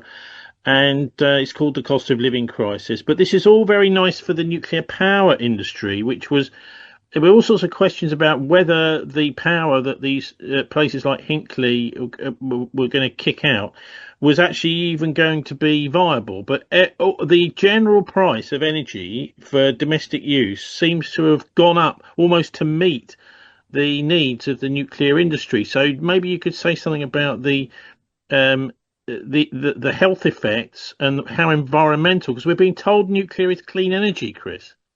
Yes. Well, the world is in a horrible bind. It's between a rock and a hard place. The complications and the interactions and the various complexity of modern society and the interrelationship of all of the things that get done have now led to a sort of situation where the world can only survive on energy. I mean, the energy is at the basis of everything that gets done. And, of course, there are a number of different ways in which you can get energy. And one of them is nuclear. And so what I discovered, well, nuclear works by burning uranium, essentially. So what happens is they dig uranium out of the ground as an ore, which is a very small amount of uranium in the ore. And they spend an awful lot of energy turning that into pure uranium, which they can then use in a nuclear reactor to create heat as a result of very high levels of neutron flux. So what was discovered in 1945 and what was developed, following various suggestions by Einstein and other people, what was discovered is that you could actually make critical mass. That is to say, you could get pieces of uranium 235, and that's the critical. That's an element or an isotope of an element which can be arranged in such a way as to produce very high levels of neutrons. And you have to then moderate the neutrons, or otherwise, if you get too many neutrons, they run out of control and they go bang, and then of course you get a nuclear bomb. So that's at the basis of all nuclear power stations. What they are is that they are nuclear bombs, essentially, because there's enough uranium there for this neutron reaction to take place, this critical reaction to take place. And you have to stop it taking place, obviously, because then it's not a power station, it's a bomb. And that's what they do. But of course, sometimes it doesn't work, and they do turn into bombs. And this happened at Fukushima, and it happened at Chernobyl, because the various, what they call moderators, the things that slow down the neutrons that are like rods that go up and down inside the reactor and reduce the neutron flux, that they have to be controlled very carefully so as not to allow this stuff to go out of control. And in Chernobyl and Fukushima, it went out of control. Anyway, in order to do this, first of all, you have to make the uranium, and that takes an awful lot of energy. And you don't take that's ordinary energy that you get from diesel engines. And when you dig the uranium out of the ground, you have to use diesel tractors, and you have to use all sorts of fossil fuel machines to do all that. So a number of studies have been carried out that show that, in fact, the nuclear energy process is not carbon neutral. I mean, they say it's clean energy and it's CO2 free and all the rest of it, but it's not CO2 free, because if you take into consideration all of the normal sort of all of the normal engineering processes that are associated with nuclear. That is the mining and the refining and all the rest of that stuff, and then getting rid of it and digging holes in the ground to put the waste away and all that. It's certainly not neutral. But so what it's a question of out of sight, out of mind, really. It seems, you're presented with a chunk of uranium and saying, well, this is clean, but actually the process that's gotten there is extremely dirty. Exactly so. Exactly so. So the first thing I need to say about it is that it's not carbon neutral. But of course it's controllable. That's the point. So you don't have to worry about all of the nasty miners going on strike and so on, but because generally it's a sort of high-tech process that's controlled by by a small number of people. A small number of technicians and scientists can run a nuclear power station. But anyway, to counter on, what you have in this process is the ability to make bombs, because in the process of doing all of it, of having these nuclear reactors, there are various side effects which you can develop, and one of which is to irradiate materials so that you obtain plutonium-239. Now, plutonium-239 is another material that can be made into a bomb because it has quite a small critical mass. And the critical mass aspect of this has to do with neutron flux.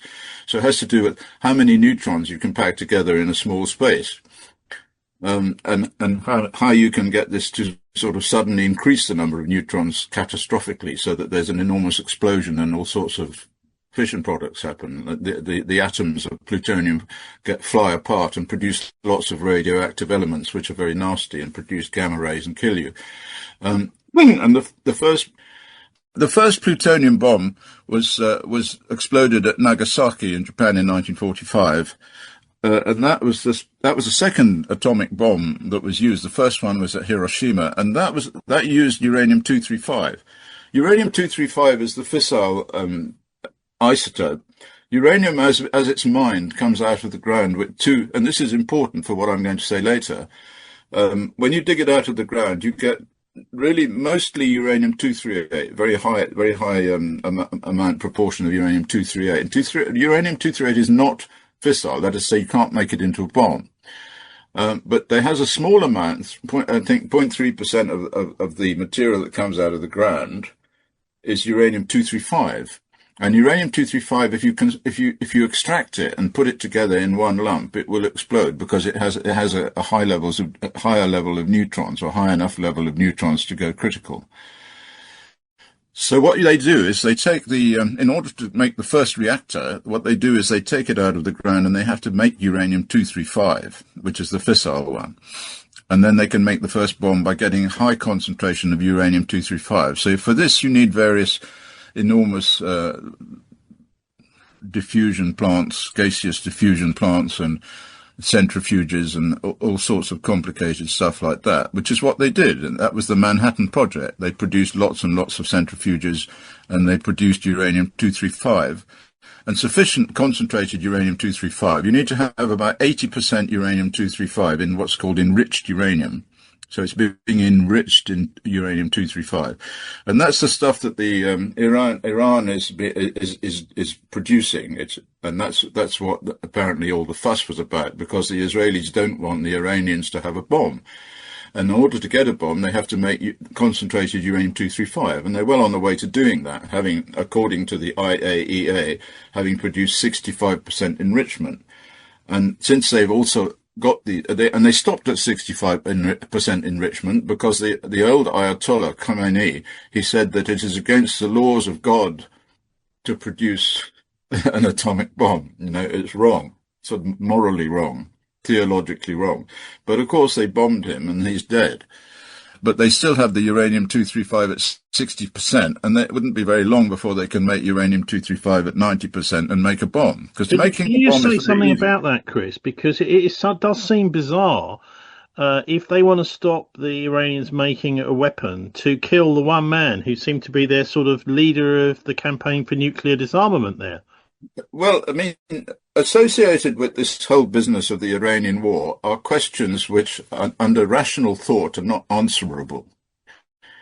And you have to sort of flail around the place trying to figure out why on earth any of it's going on. But I personally think that this is something to do with religion, that it doesn't really have an answer within the structure of rational thought.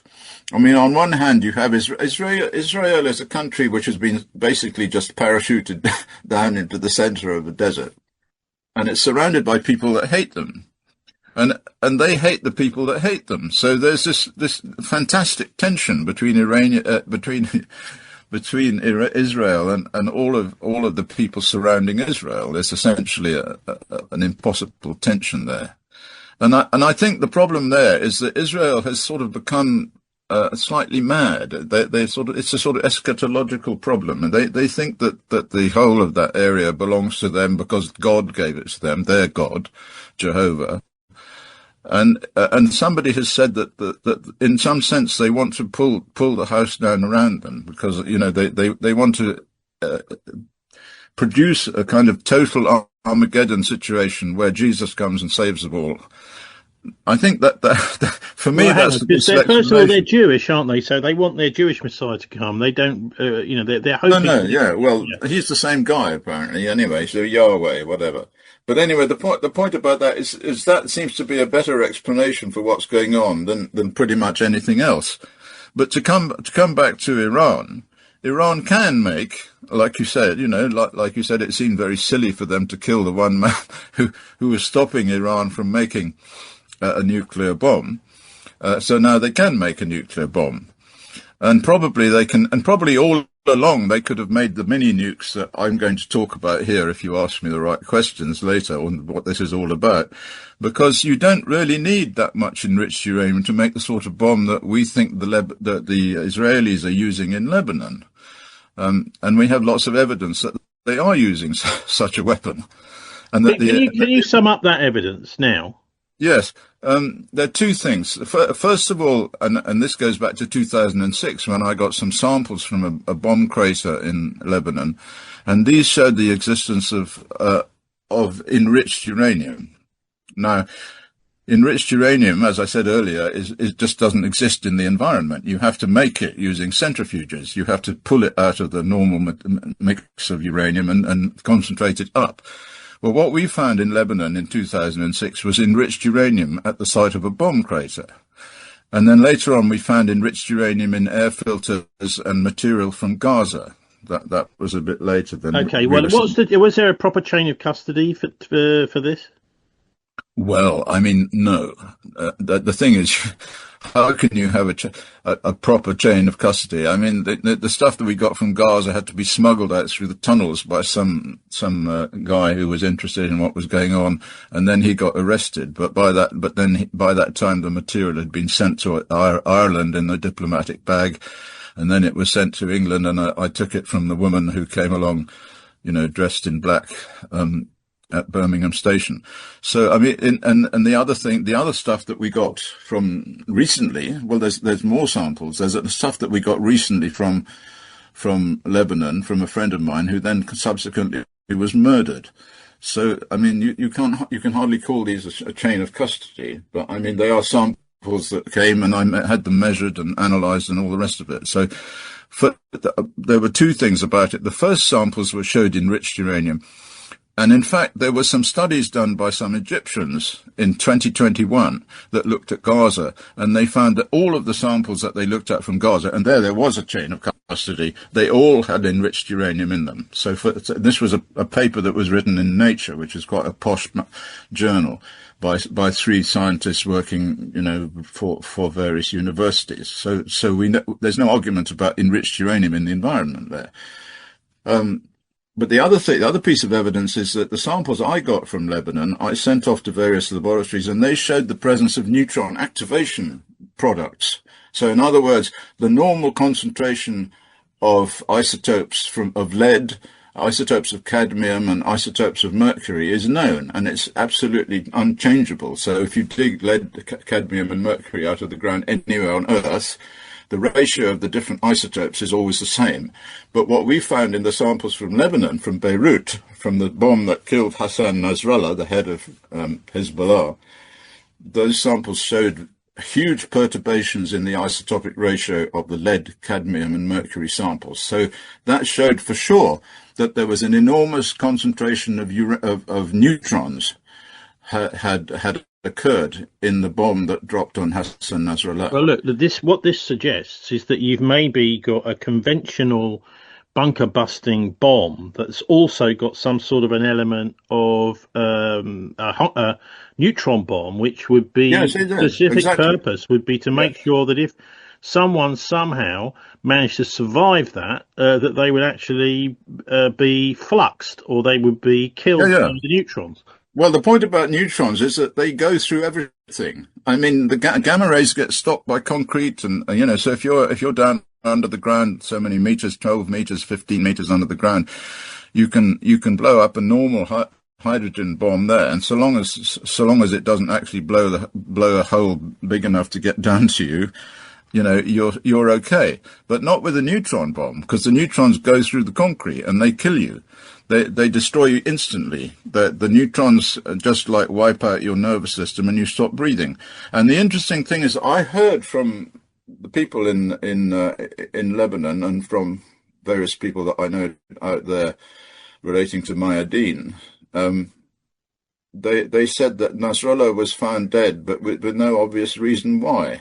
He appeared to just be asleep, and so that would certainly be, that would be something that would happen if he got irradiated with neutrons. So I think there's huge evidence that there is such a bomb and that it's been around for quite a long time, but it's a secret. Yeah. But the point of that one is it's very small. It can be made the size of a tennis ball. Okay, well, let's get on to this idea of the mini-nukes, because this was introduced to the world rather stunned, I think most of us were, by this idea of a nuclear suicide vest. So we do get this. I mean, it's been around since the days of the Afghanistan invasion, the Mujahideen, and all this. That Muslims are, particularly those trained by Saudi Arabia in these rather peculiar post-World War II versions of Islam, where you become basically a mercenary and pick up a gun, rather like the Israelis have done for God. And the whole purpose here is that to give the impression that you're dealing with maniacs who just want to kill themselves and go to heaven. Now, I think this is really largely a myth for anybody of any kind of normal faith. They don't want to kill themselves. They're very unlikely to do that. The kamikaze pilots in the Second World War from Japan, this was definitely a thing for them. But there has been this idea that, well, you're dealing with maniacs and they will just come knock on your door, and even if you don't answer the door, they'll blow themselves up in an attempt to kill you. So there's this whole idea of the sort of suicide bomber. We heard, I remember back in Iran, about a suicide bomber that turned out actually to be a missile firing from a helicopter. I remember that. It was a whole massive attack on a bus queue in the Iran war, which actually, although it went around the world for the day as a suicide bomber, actually people, eyewitnesses on the scene, were saying in the newspaper, the Al-Sadr newspaper in Iran, that no, we saw a missile come down from a helicopter, but that didn't get out because the newspaper was closed down by the Americans the next day. So you've got an idea here of a suicide vest. Is it feasible? How small could a mini-nuke be, and what would it be made of?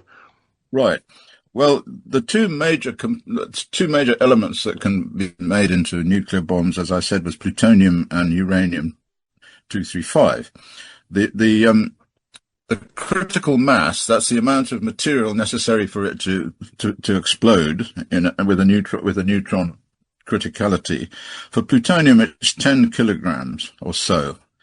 Now, these things are very dense, so 10 kilograms of plutonium is about 11 centimeters diameter. Right? So that's not very much. It's the size of an apple, maybe. So theoretically, if you had two bits of plutonium that were 5 kilograms each, you could make a bomb by smacking them together.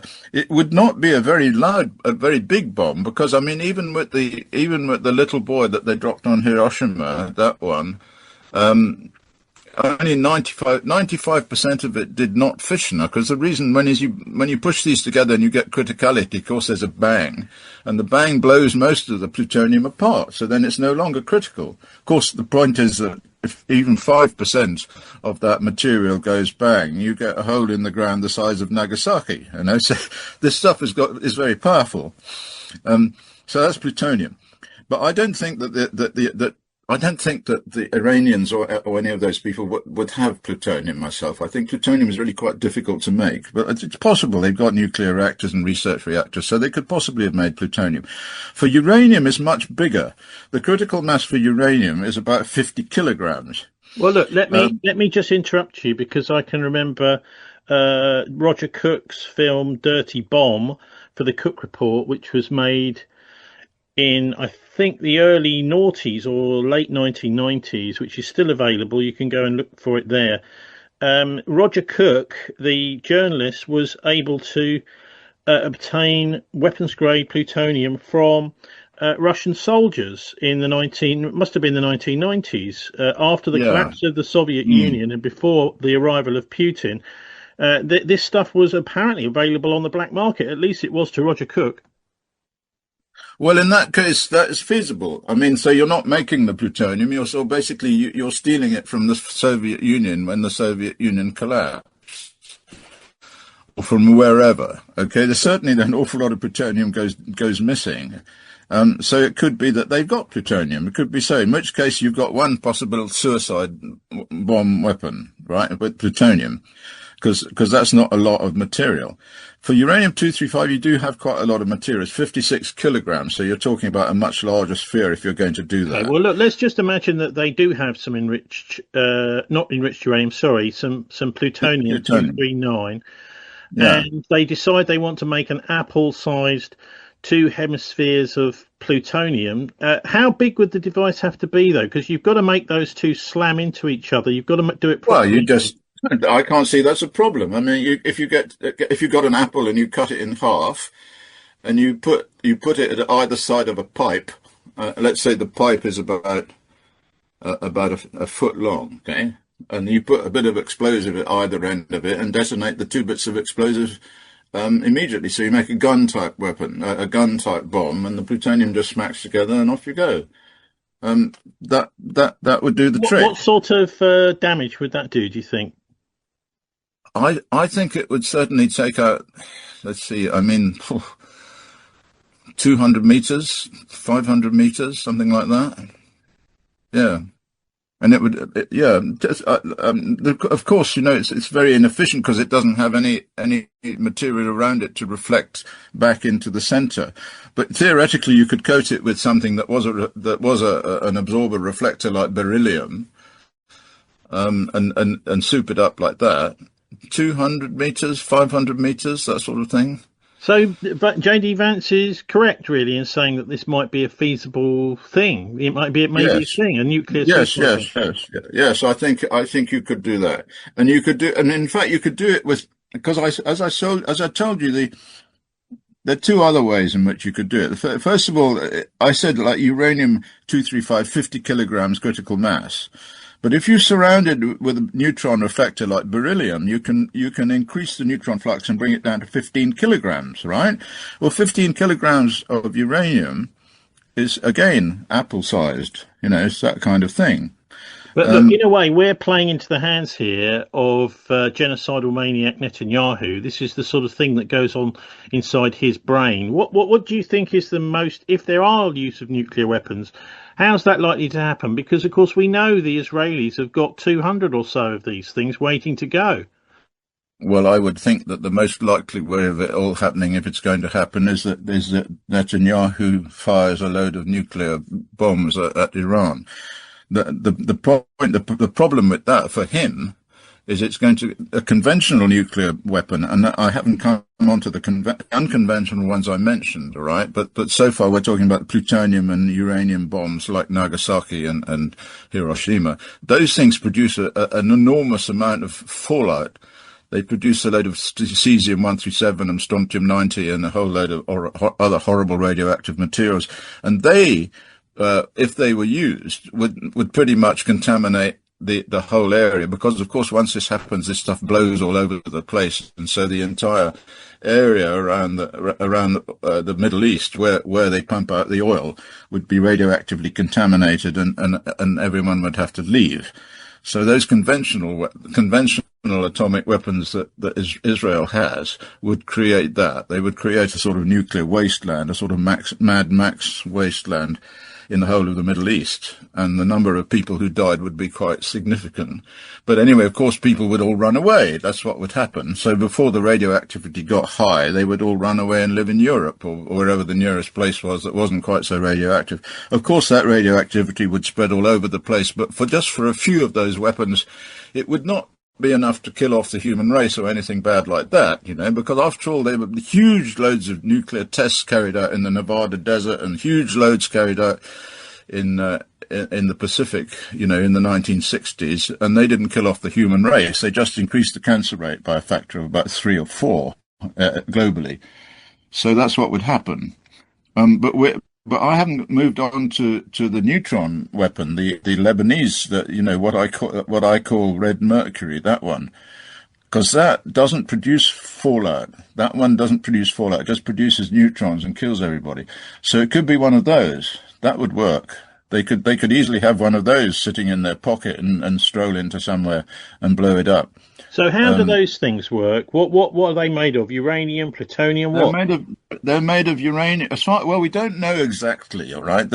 I had long talks with the quite famous Italian physicist called Della Guidice, and he figured out pretty much what was going on. What you do there is you take deuterium, which is heavy hydrogen, and you react it with uranium, and so you form a sort of uranium hydride. A bomb like that was developed by Teller and was used in the 1950s as a neutron bomb. It doesn't have a high yield, so that is to say it doesn't blow buildings down. But what it does do is kill people. So because of the neutrons, this is the Nasrallah thing that I was talking about earlier. So one of those things is made by dissolving deuterium in uranium and then compressing it. And in fact, all you have to do is shoot it at a wall, and it will go off bang. But you could also do a similar sort of process as I was saying about the pipe bomb, shoot it at some sort of reflector, piece of beryllium and a tube with a, ball there, and then fire it at it's called ballotechnic. You shoot it at beryllium with a small explosive and off it goes. So that would work, and that wouldn't produce huge amounts of fission product fallout. That produces very little fallout. It produces enriched uranium, and it produces tritium, and it produces carbon-14 and a few other things like that. A few neutron activation products, which you can find, which I did find, in fact. When we looked at the material from Lebanon, so that would work. But anyway, Yeah, to sort of summarize all of this, the answer is yes. You could make some kind of nuclear weapon that somebody could wear on a vest and walk into somewhere and detonate. You could do that. Yeah.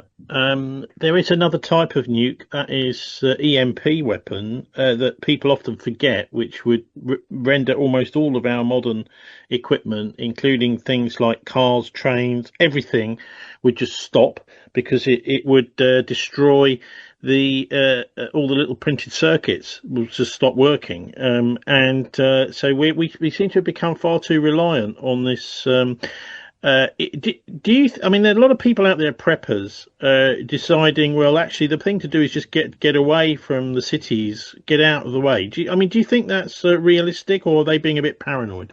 I think that it's very realistic. I mean, that there are lots and lots of problems with living in cities. We have developed complexity to the point where we are dependent utterly on transport and energy, and that's going to change anyway. That's already going to change. That's going to change now. It's changing at the minute, because we cannot survive without energy, and energy is becoming increasingly difficult to obtain. This is, you're going back to the Greenies, which I am one already. I was the science and technology speaker for the Green Party for many years. even when they were talking about peak oil, the fact is that we are utterly reliant on energy. And we basically use oil and gas. And I'd say something about that too, about America. The Americans are saying, oh, hell, we don't need the gas and the oil from the Middle East because we've got oil and gas of our own. But the oil and gas that they've got has been produced by fracking. So what they do now is they send bombs down into the ground and blow up great holes, which then fill up with oil and gas. But they also fill up with radium. And so, and I know that this affects them. It affects their genetic structure. You know, it kills babies, and it causes cancer. So what they're doing is they are again swapping energy for health. That's what they're doing. This is like the rock and the hard place. On the one side, if you develop nuclear energy, which is what everybody is talking about doing, you're going to kill people. You're going to kill lots and lots of people. We've done a study recently. I just helped start up a thing called the International Committee on Radiation Risk in America, icrr.org. And we've done some studies, and we've had a look at the situation, and we figured out, or I figured out, and so did Joe Mangano, that the nuclear project, if you take all in all since 1945, has killed 500 million people from cancer. And you can prove that. You can prove that easily by comparing people in areas with high fallout with areas with low fallout. And recently there was a paper published by some people from Harvard University, where they looked at all of the nuclear sites in the United States. That was published a month ago. And they showed that people living near in areas near nuclear sites, these were American county areas in nuclear sites, had about a 20% excess risk of cancer, just because of the nuclear site. And it went up as you got closer, as they lived closer to the nuclear site. And this was published in Harvard by 3 guys. How they got it published is beyond me. But anyway, it certainly shows that. And I'm communicating at the moment with some senior guy in the Nuclear Regulatory Commission in America, and saying they've got to stop this. But the result of what they have done already, and what will certainly happen later, is people will become stupid, people will become genetically damaged. There'll be an enormous increase in ill health, owing to just normal background genetic damage situations. People won't live so long. So okay, you'll have nuclear power and you can have energy, and so you can have all the things that go with that. But your health will suffer as a result of that. Right. So look, Paul Mobbs and I, about 12 years ago or so, when it was first announced, Hinkley C, looked at the cost of building a underwater water power station in the Severn Estuary.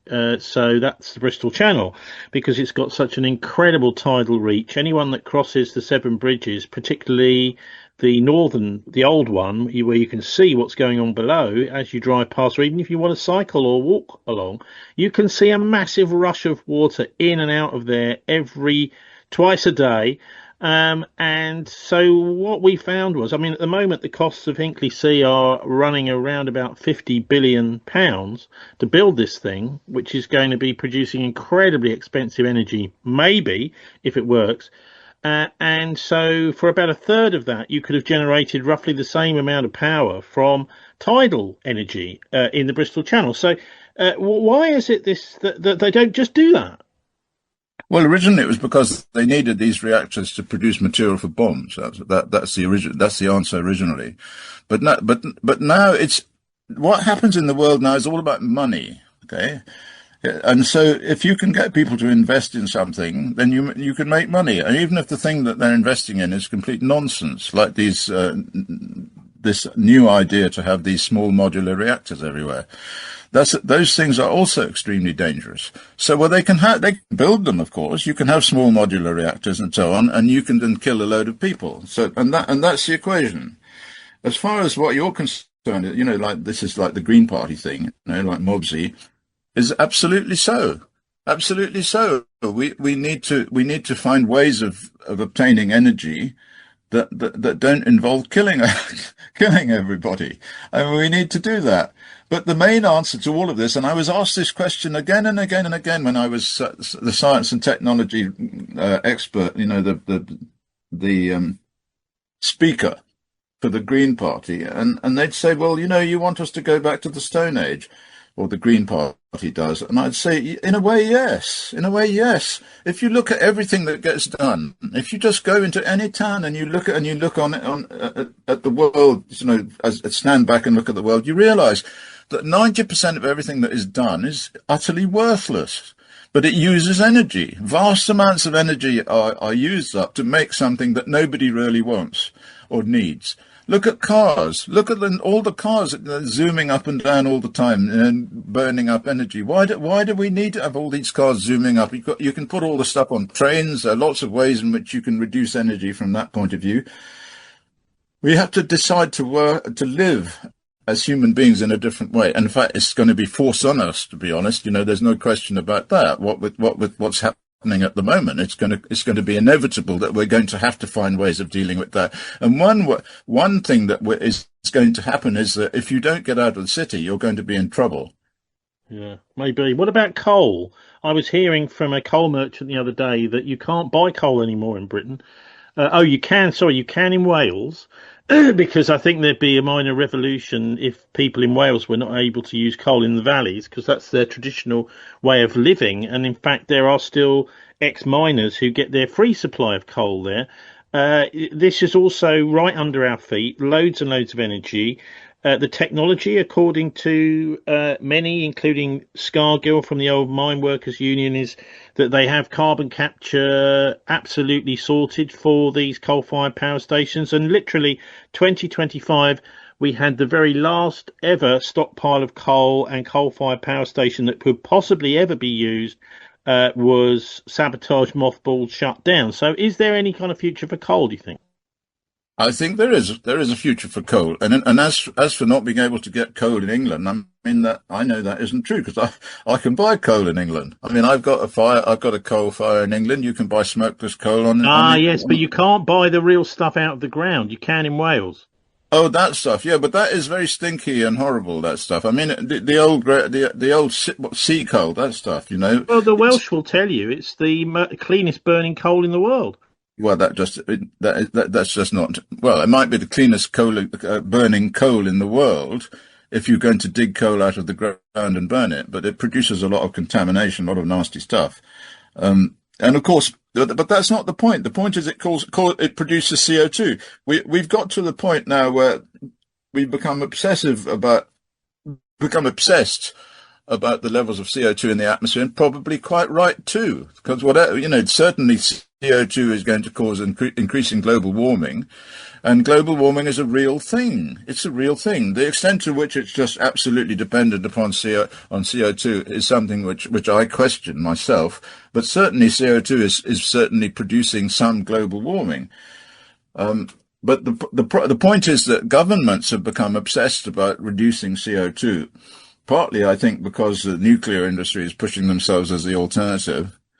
But anyway, I agree. But anyway, it's not. The point is that we're going to have to do it. It's not a question of whether it's a good thing or a bad thing or whatever. I think that England will, Great Britain will come to a dead halt if this war continues. And not only that, Tony, it's a question of fertilizer production and chemical production and all that stuff which is produced as a result of burning oil, or even produced from the chemicals in oil. That's where all the plastics come from. So you're not in the Green Party anymore. Did you leave, or were you? Yeah, I left the Green Party when Monbiot decided to sort of put pressure, and they started putting pressure on the Green Party to stop attacking nuclear. That was around about 2008 or 9 or something like that. So if you were the Green Party spokesperson on energy now, looking at this problem with the supply of heroin, we call it oil, being slowly strangled, it'll open up again. Who knows? But we're totally dependent on it, it seems to me. What would be your energy policy? Well, I would say now what I said then, is that we now have developed in efficiency relating to using electricity, 1. 2, I'd say that we cannot continue to use nuclear power because it's killing people, and that's against the Fifth Amendment of the United States and various other various other obvious rules that you don't want to kill your citizens. I mean, it's just wrong. So I would say that we have to find ways of reducing the energy that we need, and I will introduce something like, I wrote something long ago called the Planetary Impact Index, in which I looked at everything that everybody did. It's still available. It was in Molly's book, Green Economics.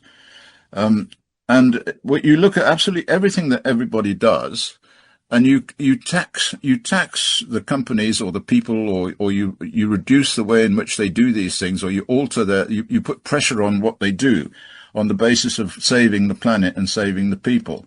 And the first thing, I mean, for example, what you would do is you would have people working closer to where, living closer to where they work. You would reduce the amount of traffic on the road. You would reduce it all down by, if you like, even banning cars and introducing free railways and free buses and all those sorts of things. These are all things that can be done. They're not difficult. And no, in fact, they were done when I was a youngster. I mean, people just didn't use cars. Most families didn't have cars. There was a little walk to the local bus stop, which the buses came very frequently, every 5 minutes or so, where I was living in southeast London, and people used to get trains everywhere. So there wasn't a dependency on the car. All of that can be done. And of course you can reduce these restrictions for people living in country districts where they actually have to have some sort of car. But even then you can have a little minibus or something, or like the postman would deliver this and that. All of these things can be done, but they're not being done. So that's what I would say. I would say we have to change the way in which we live.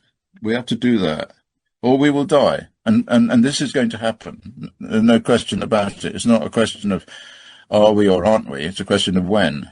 Okay, Chris, how do people find and follow you online if they're interested in looking up your stuff, reading papers and keeping up with what you have to say? I think they just have to type my name in. They'll find pretty much everything I do. If you go to YouTube and type my name in, Chris Busby, you'll find a lot of my YouTube videos. If you type in Dr. Christopher Busby or Christopher Busby radiation or something into Google, you'll find pretty much everything I've done. There are loads and loads of ways in which you could do that. You can find, the problem is that since I was attacked by Monbiot, academia too. There are a number of sites where you get scientific papers, and certainly 3/4 of all my scientific papers are on academia.edu. You so go there, or on researchgate.net. Those are two sites which publish papers, even if they've not been, got through review. Because a lot of my papers just don't get through review because the reviewers are all pro-nuclear and so forth. But they still publish them up there as preprints. So academia.edu and ResearchGate. Yes, so I'm not difficult to find. Good. All right, Chris Busby, happy Easter 2026, and thanks very much for joining us. You're welcome, Tony. Thank you very much for asking me. Dr. Chris Busby there, showing that, yes, these mini-nukes are certainly possible, but I think we've shown that it's much more likely that people like the Israelis will use a mini-nuke. Not necessarily a suicide vest. I mean, why would you use a suicide vest? You just put the nuke down, the mini-nuke down, and off you go. You don't need to. You better get well clear. But I think we are definitely, as Medvedev has been saying, entering the era where some nuclear exchange is more possible than it's ever been before. And also, of course, the generation that remembers World War II and all the master marches from the 1950s, etc., well, they're all dying off, aren't they? So the youngsters don't know what this is. The idea is, let's bring it in. Now nobody knows what's going on. Let's just get a nuclear war going, because people aren't going to resist it as much as they would have done 50s, 60s, 70s, or during the Cold War. And also very interesting what Chris has to say about coal. Let's get using coal. And the way that the Green Party has got this kind of dog whistle relationship, positive relationship with nuclear. See this week, of course, that Polanski is making various excuses for, Zionism's all right, really, you can't really... if he wants to think like that, fine. But it doesn't, quite clearly, Zionism has been used to launch World War III. So why would you support it? Okay, so that was Dr. Chris Busby. So I don't really know who Turta Parsi is, but I like what he's got to say.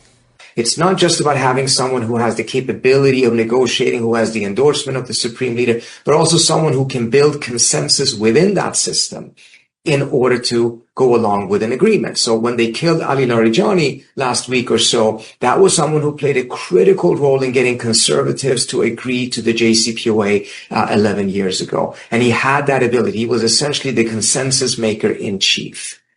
Going after Kharazi is just a continuation of that pattern. And it's very interesting because Trump himself said when he was asked, who will you negotiate with? He said, perhaps I shouldn't say it because they might get killed. Revealing that he himself seems to understand that the Israelis are killing off his counterparts in order to make sure that this war does not end. Turta Parsi there on Trump and Iran. Now, I did say we'd have Tucker Carlson, we had some of the stars on this week. And here he is having a chat this week with Zhang Chequin, if that's the right way to pronounce it. I'm not sure. This is 10 minutes from a much longer piece. Tucker does these sort of 2 hour and a half at least pieces these days. Tucker calls him the political prophet. I think he's right. I mean, he's also, of course, doing a bit of educated guesswork, the sort of stuff we do. He talks about the Illuminati in this longer version of this thing we're about to hear. But anyway, he thinks he's looking ahead to how is this going to go, what's going to be the next phase in Trump's Iran war plan, and how Israel has sabotaged Trump's Iran war plan. Actually, I mean, they've been behind it from the start, but whatever Trump thought was going to happen ain't happening, and the Israelis are going to make sure it ain't happening.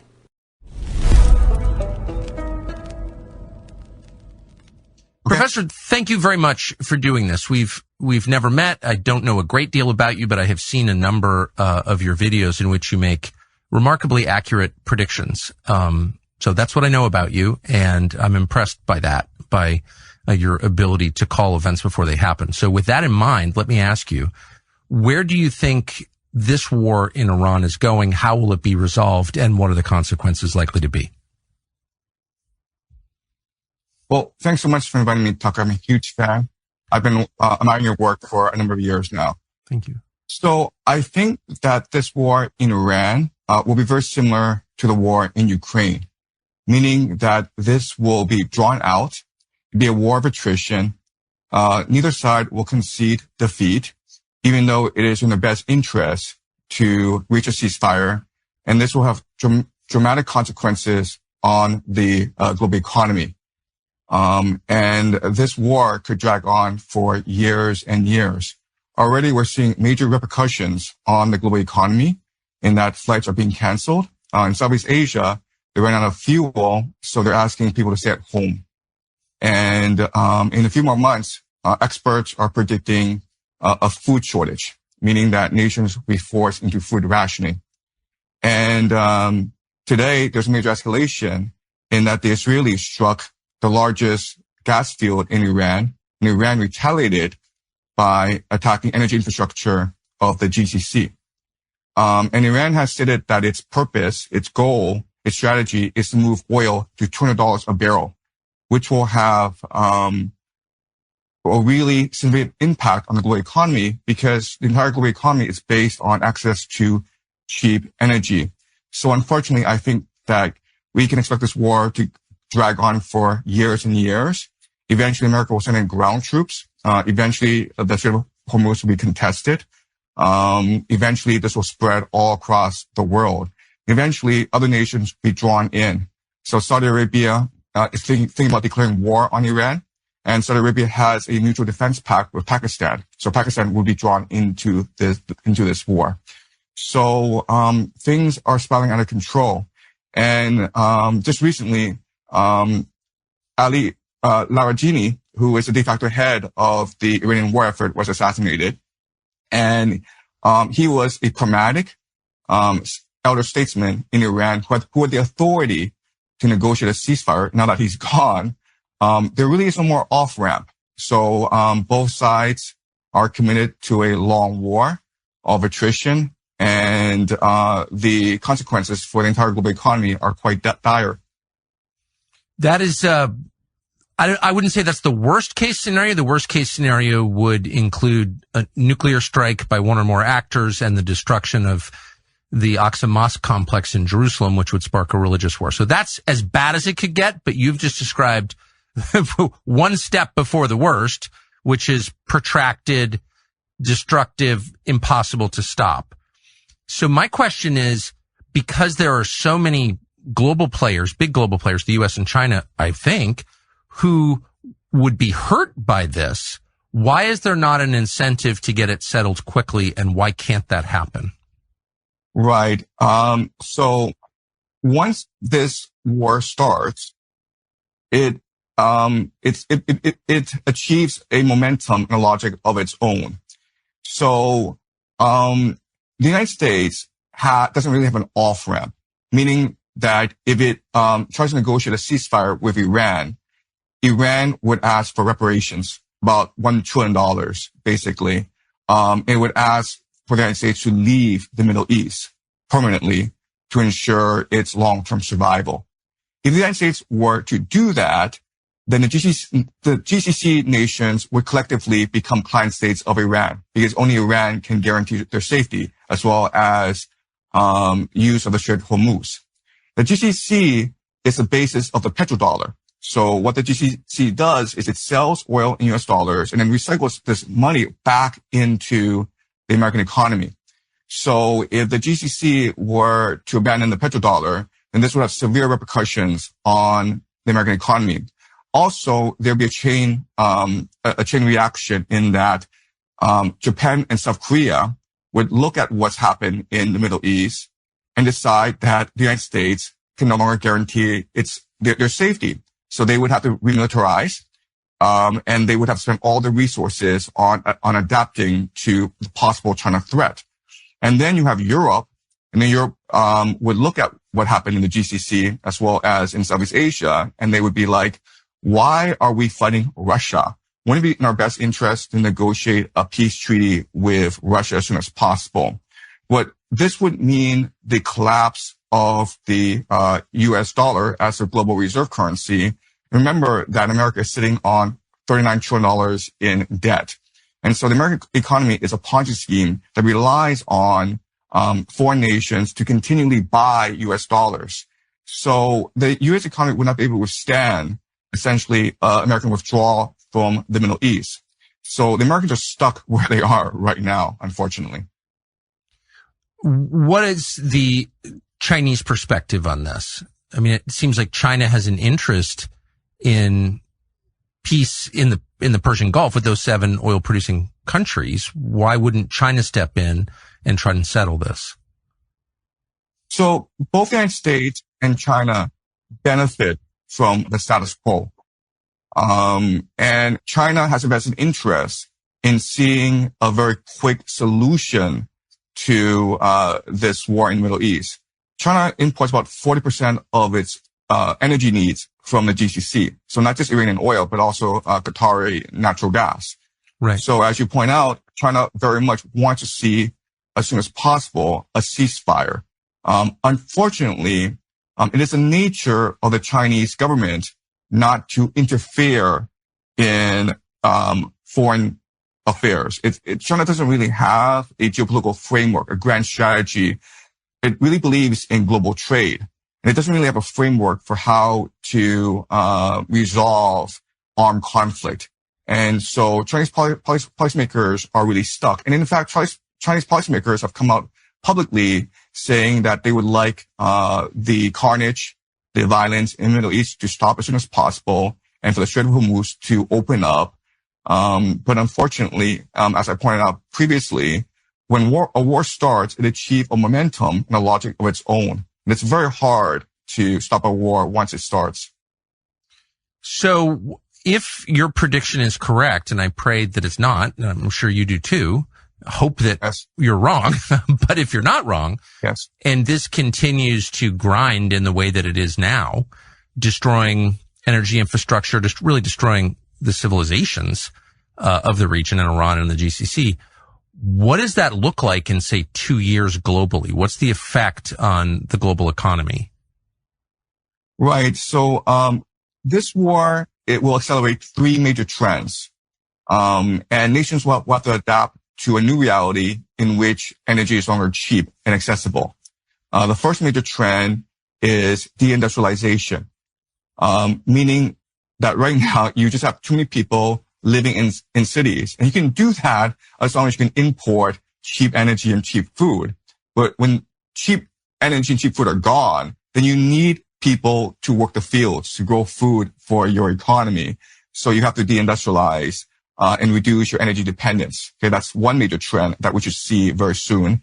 Second major trend we should see is remilitarization, in that before we had Pax Americana, where America basically guaranteed global peace.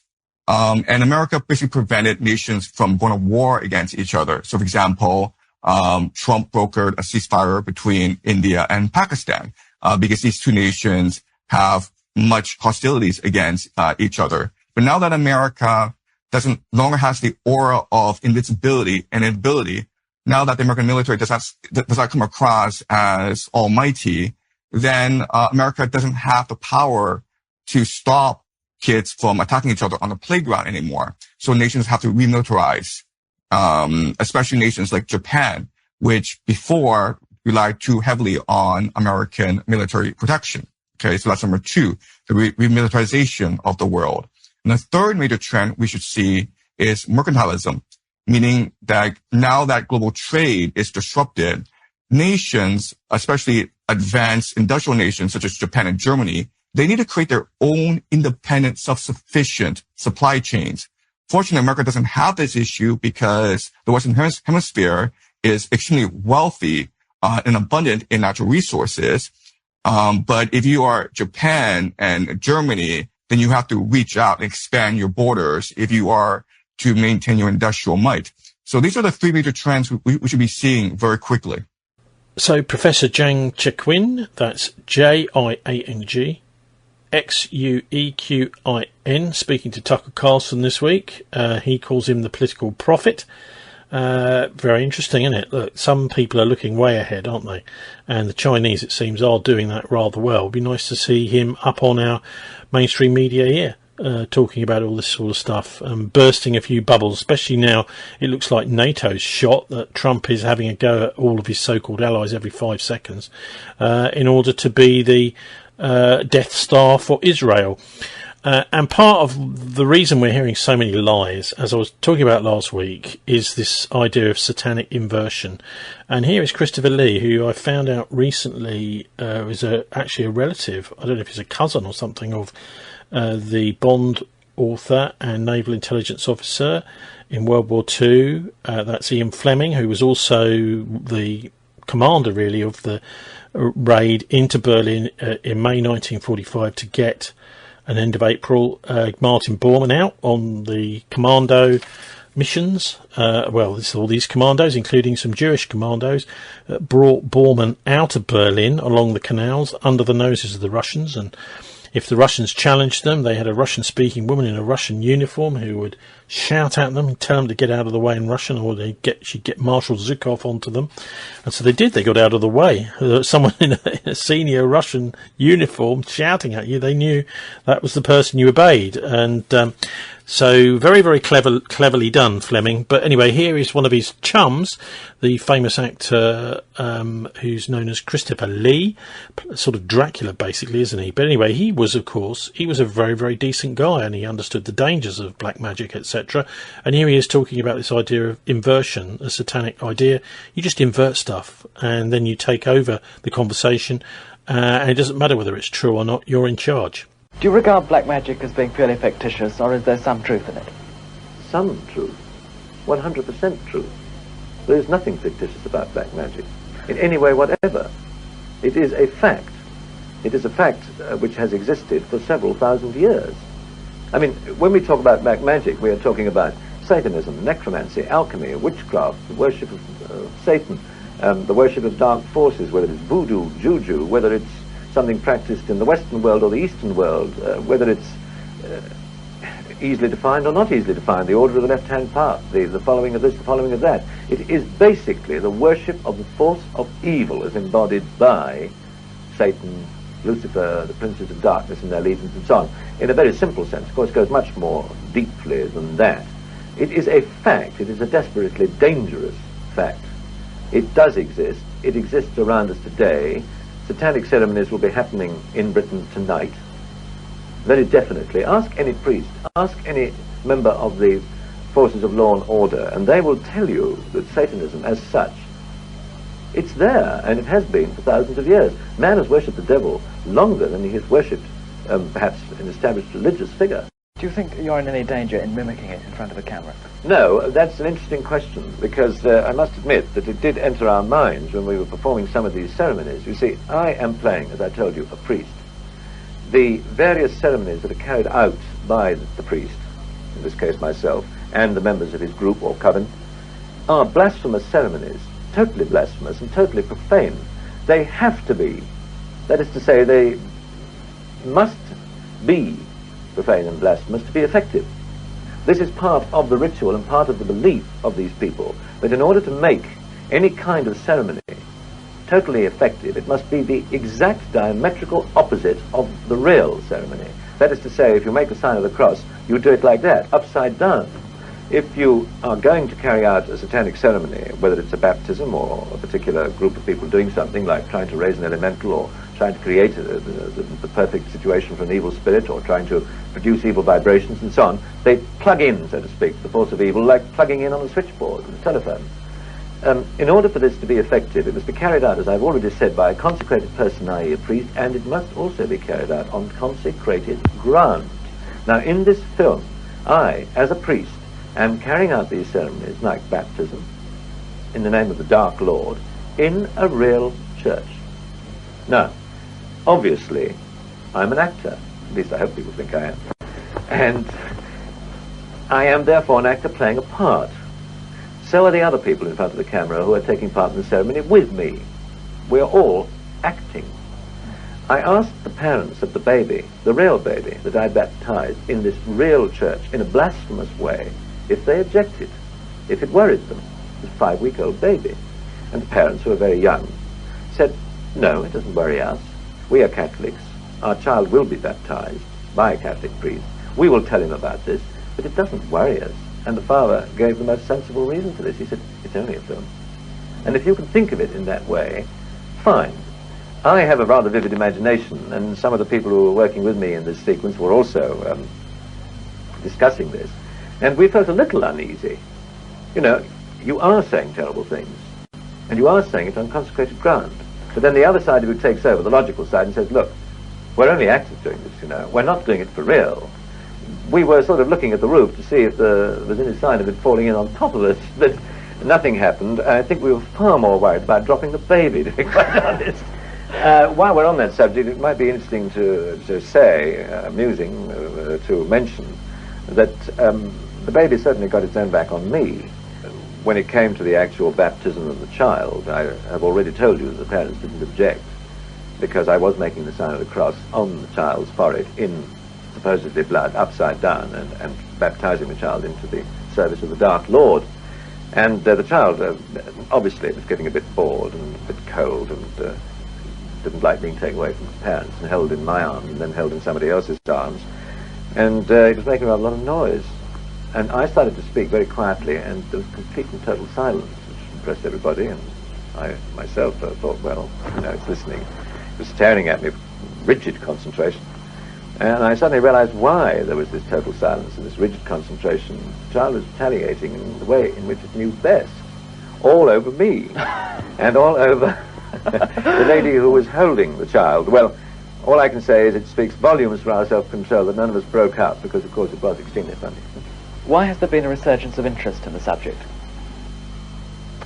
I honestly don't know. I've been asked this question all over the world. I've talked to people who are serious professional students of the occult. I've talked to a man who wrote a whole book about the occult in America called The Occult Explosion. I think it's a form of escapism. It's the fact that in this day and age we do live in a somewhat disagreeable world in many respects that I don't have to even talk about. Everybody knows this is a fact. And people are constantly seeking for a way out, whether it's to gratify their own desires or whether it's to find a way out of their own loneliness, or whether it is looking for power or physical indulgence or whatever you like to call it. I think it's always this question of people looking for a road out, an exit, an escape, some form of safety valve which will help them to blow off steam. They don't realize how dangerous it is to get involved in this respect, because inevitably they start at a lower level and then they get absolutely under the control of the bosses, because the bosses exist. They have the same ranks in the church of evil as they have in the good church. They do. They have ranks in the hierarchy of the priesthood, just as you have bishops and deacons and archbishops and cardinals and so on. You have various ranks and grades, like Magister Templi, the master of the temple ipsissimus, the sort of number one top man. And this is not just occult writing for the sake of writing. This is a fact, and people really believe in this. As a matter of fact, there is a church in Los Angeles called the Church of Satan, which is run by a man called Anton Sandor LaVey, who has written 2 books. I'm not sure that he intended to be taken too seriously, otherwise, obviously, if it was true and complete Satanism, it wouldn't be permitted. But he sent me a copy of 2 of his books because he'd seen a picture I'd done with Sammy Davis Jr. in which I'd played the devil, a very sort of modern, up-to-date devil, Lucifer. The thing was called Poor Devil. The film was called Poor Devil. It's very amusing. It's a comedy. And he sent me a copy of one of these books, which was headed Regi Satanas, which means Satan is king, more or less. And he wrote underneath, to Christopher Lee, a fine actor and a perfect devil. And from Sandor LaVey, well, I took that as a compliment. I don't think that's intended to be taken too seriously. That is all out in the open. But the real thing is something which I wouldn't be prepared to discuss. I have never attended a ceremony of this kind. I would not even begin to discuss what actually takes place during a Black Mass, because it is so appallingly blasphemous and so repulsive and so unbelievably foul. Not just a question of hundreds of years of ritual, but what actually happens, what people actually do, and what is done to the host, and what is done to the cup, and so on. Something I wouldn't be prepared to discuss in public. Enough people have written about it. Doris Karl Huysmans wrote about it. Dennis Wheatley has too, of course. How did you come to play the part of Scaramanga in the James Bond film The Man with the Golden Gun? Can I, just before we get into that, just make a point that, by the way, that what I've been discussing and what I've been telling you about all these terrible things, it does not come from inside knowledge by any manner of means. I don't, as I said, have a private line of any kind which feeds me this sort of information. I know no more about it than anybody else who can read about it in the book. So Christopher Lee there, speaking back in 1975 about the principles of satanic inversion, brings this show to a close. Thanks very much for listening. A Good Friday programme. I wasn't sure if we were going to be able to bring it to you, but yeah, there you go. What with the horrors going on to the poor Palestinian prisoners, I mean, this is horrific. The world has got to stop this. I mean, that to me should be like the entire world getting together. And why are they not? It's a war on God, but God's going to win. Time to sign off. Thanks very much to the guests we had on this week. That is Piers Corbyn, also Dr. Chris Busby, and to Paul Williamson, Reverend Paul Williamson. And you can download this show as an MP3 from 11 p.m. to listen in the car or anywhere you like. Follow Tony Gosling Censored on Telegram. Do send me interviews and story tips on the Tony Gosling Censored Telegram channel and on the Bristol Politics Show page, which includes the podcast, full-length interview, story links, comment page. Subscribe to the free weekly newsletter, and if you can afford to, please do donate or even set up a small monthly sub. Particular thanks to all that do that. So that's all at thisweek.org.uk. Just a little reminder of the 911forum.org.uk site, which has been set up. My paperbacks about deals between Churchill and the Nazis at the end of World War II, The Traitors of Arnhem, Martin Bormann and the Bilderbergers, which I was talking about a little while ago. That costs £15. That's Ian Fleming story about the secret deal between Churchill's office and Hitler's office at the end of the Second World War. That costs £15 for a paperback. And also my secret government anthology from Cromwell to the Princess Diana assassination, The Siege of Heaven Reader, They're both on eBay. You'll find The Siege of Heaven ebook, which is a load of old RT articles of mine, plus my most recent on John Dee and the Empire. That's at bilderberg.org. This show's repeated 11 PM Fridays and at 11 and 5 AM and PM all week on the stream. Do please make live recordings if you wish. You will hear it also at djplugradio.co.uk in Nuneaton, Warwickshire, holylandradio.com between 11 AM and 2:30 PM Central Time, 87.7 FM in West Sweden, Wisconsin, and live on the Bristol Politics Show app, which you can get. Easiest place to get it is my Telegram channel, pinned comment there, or also you could just get it from thisweek.org.uk where it says GitHub, download the app. If you can restream this show live or rebroadcast, just let me know and I'll credit you here. Have a relaxing and enjoyable weekend, Easter weekend with your folks hopefully. Do please join us for the Bristol Politics Show next Friday at 5. Do a good deed every day. Think of others before yourself, and don't let the synagogue of satanic banksters get you down.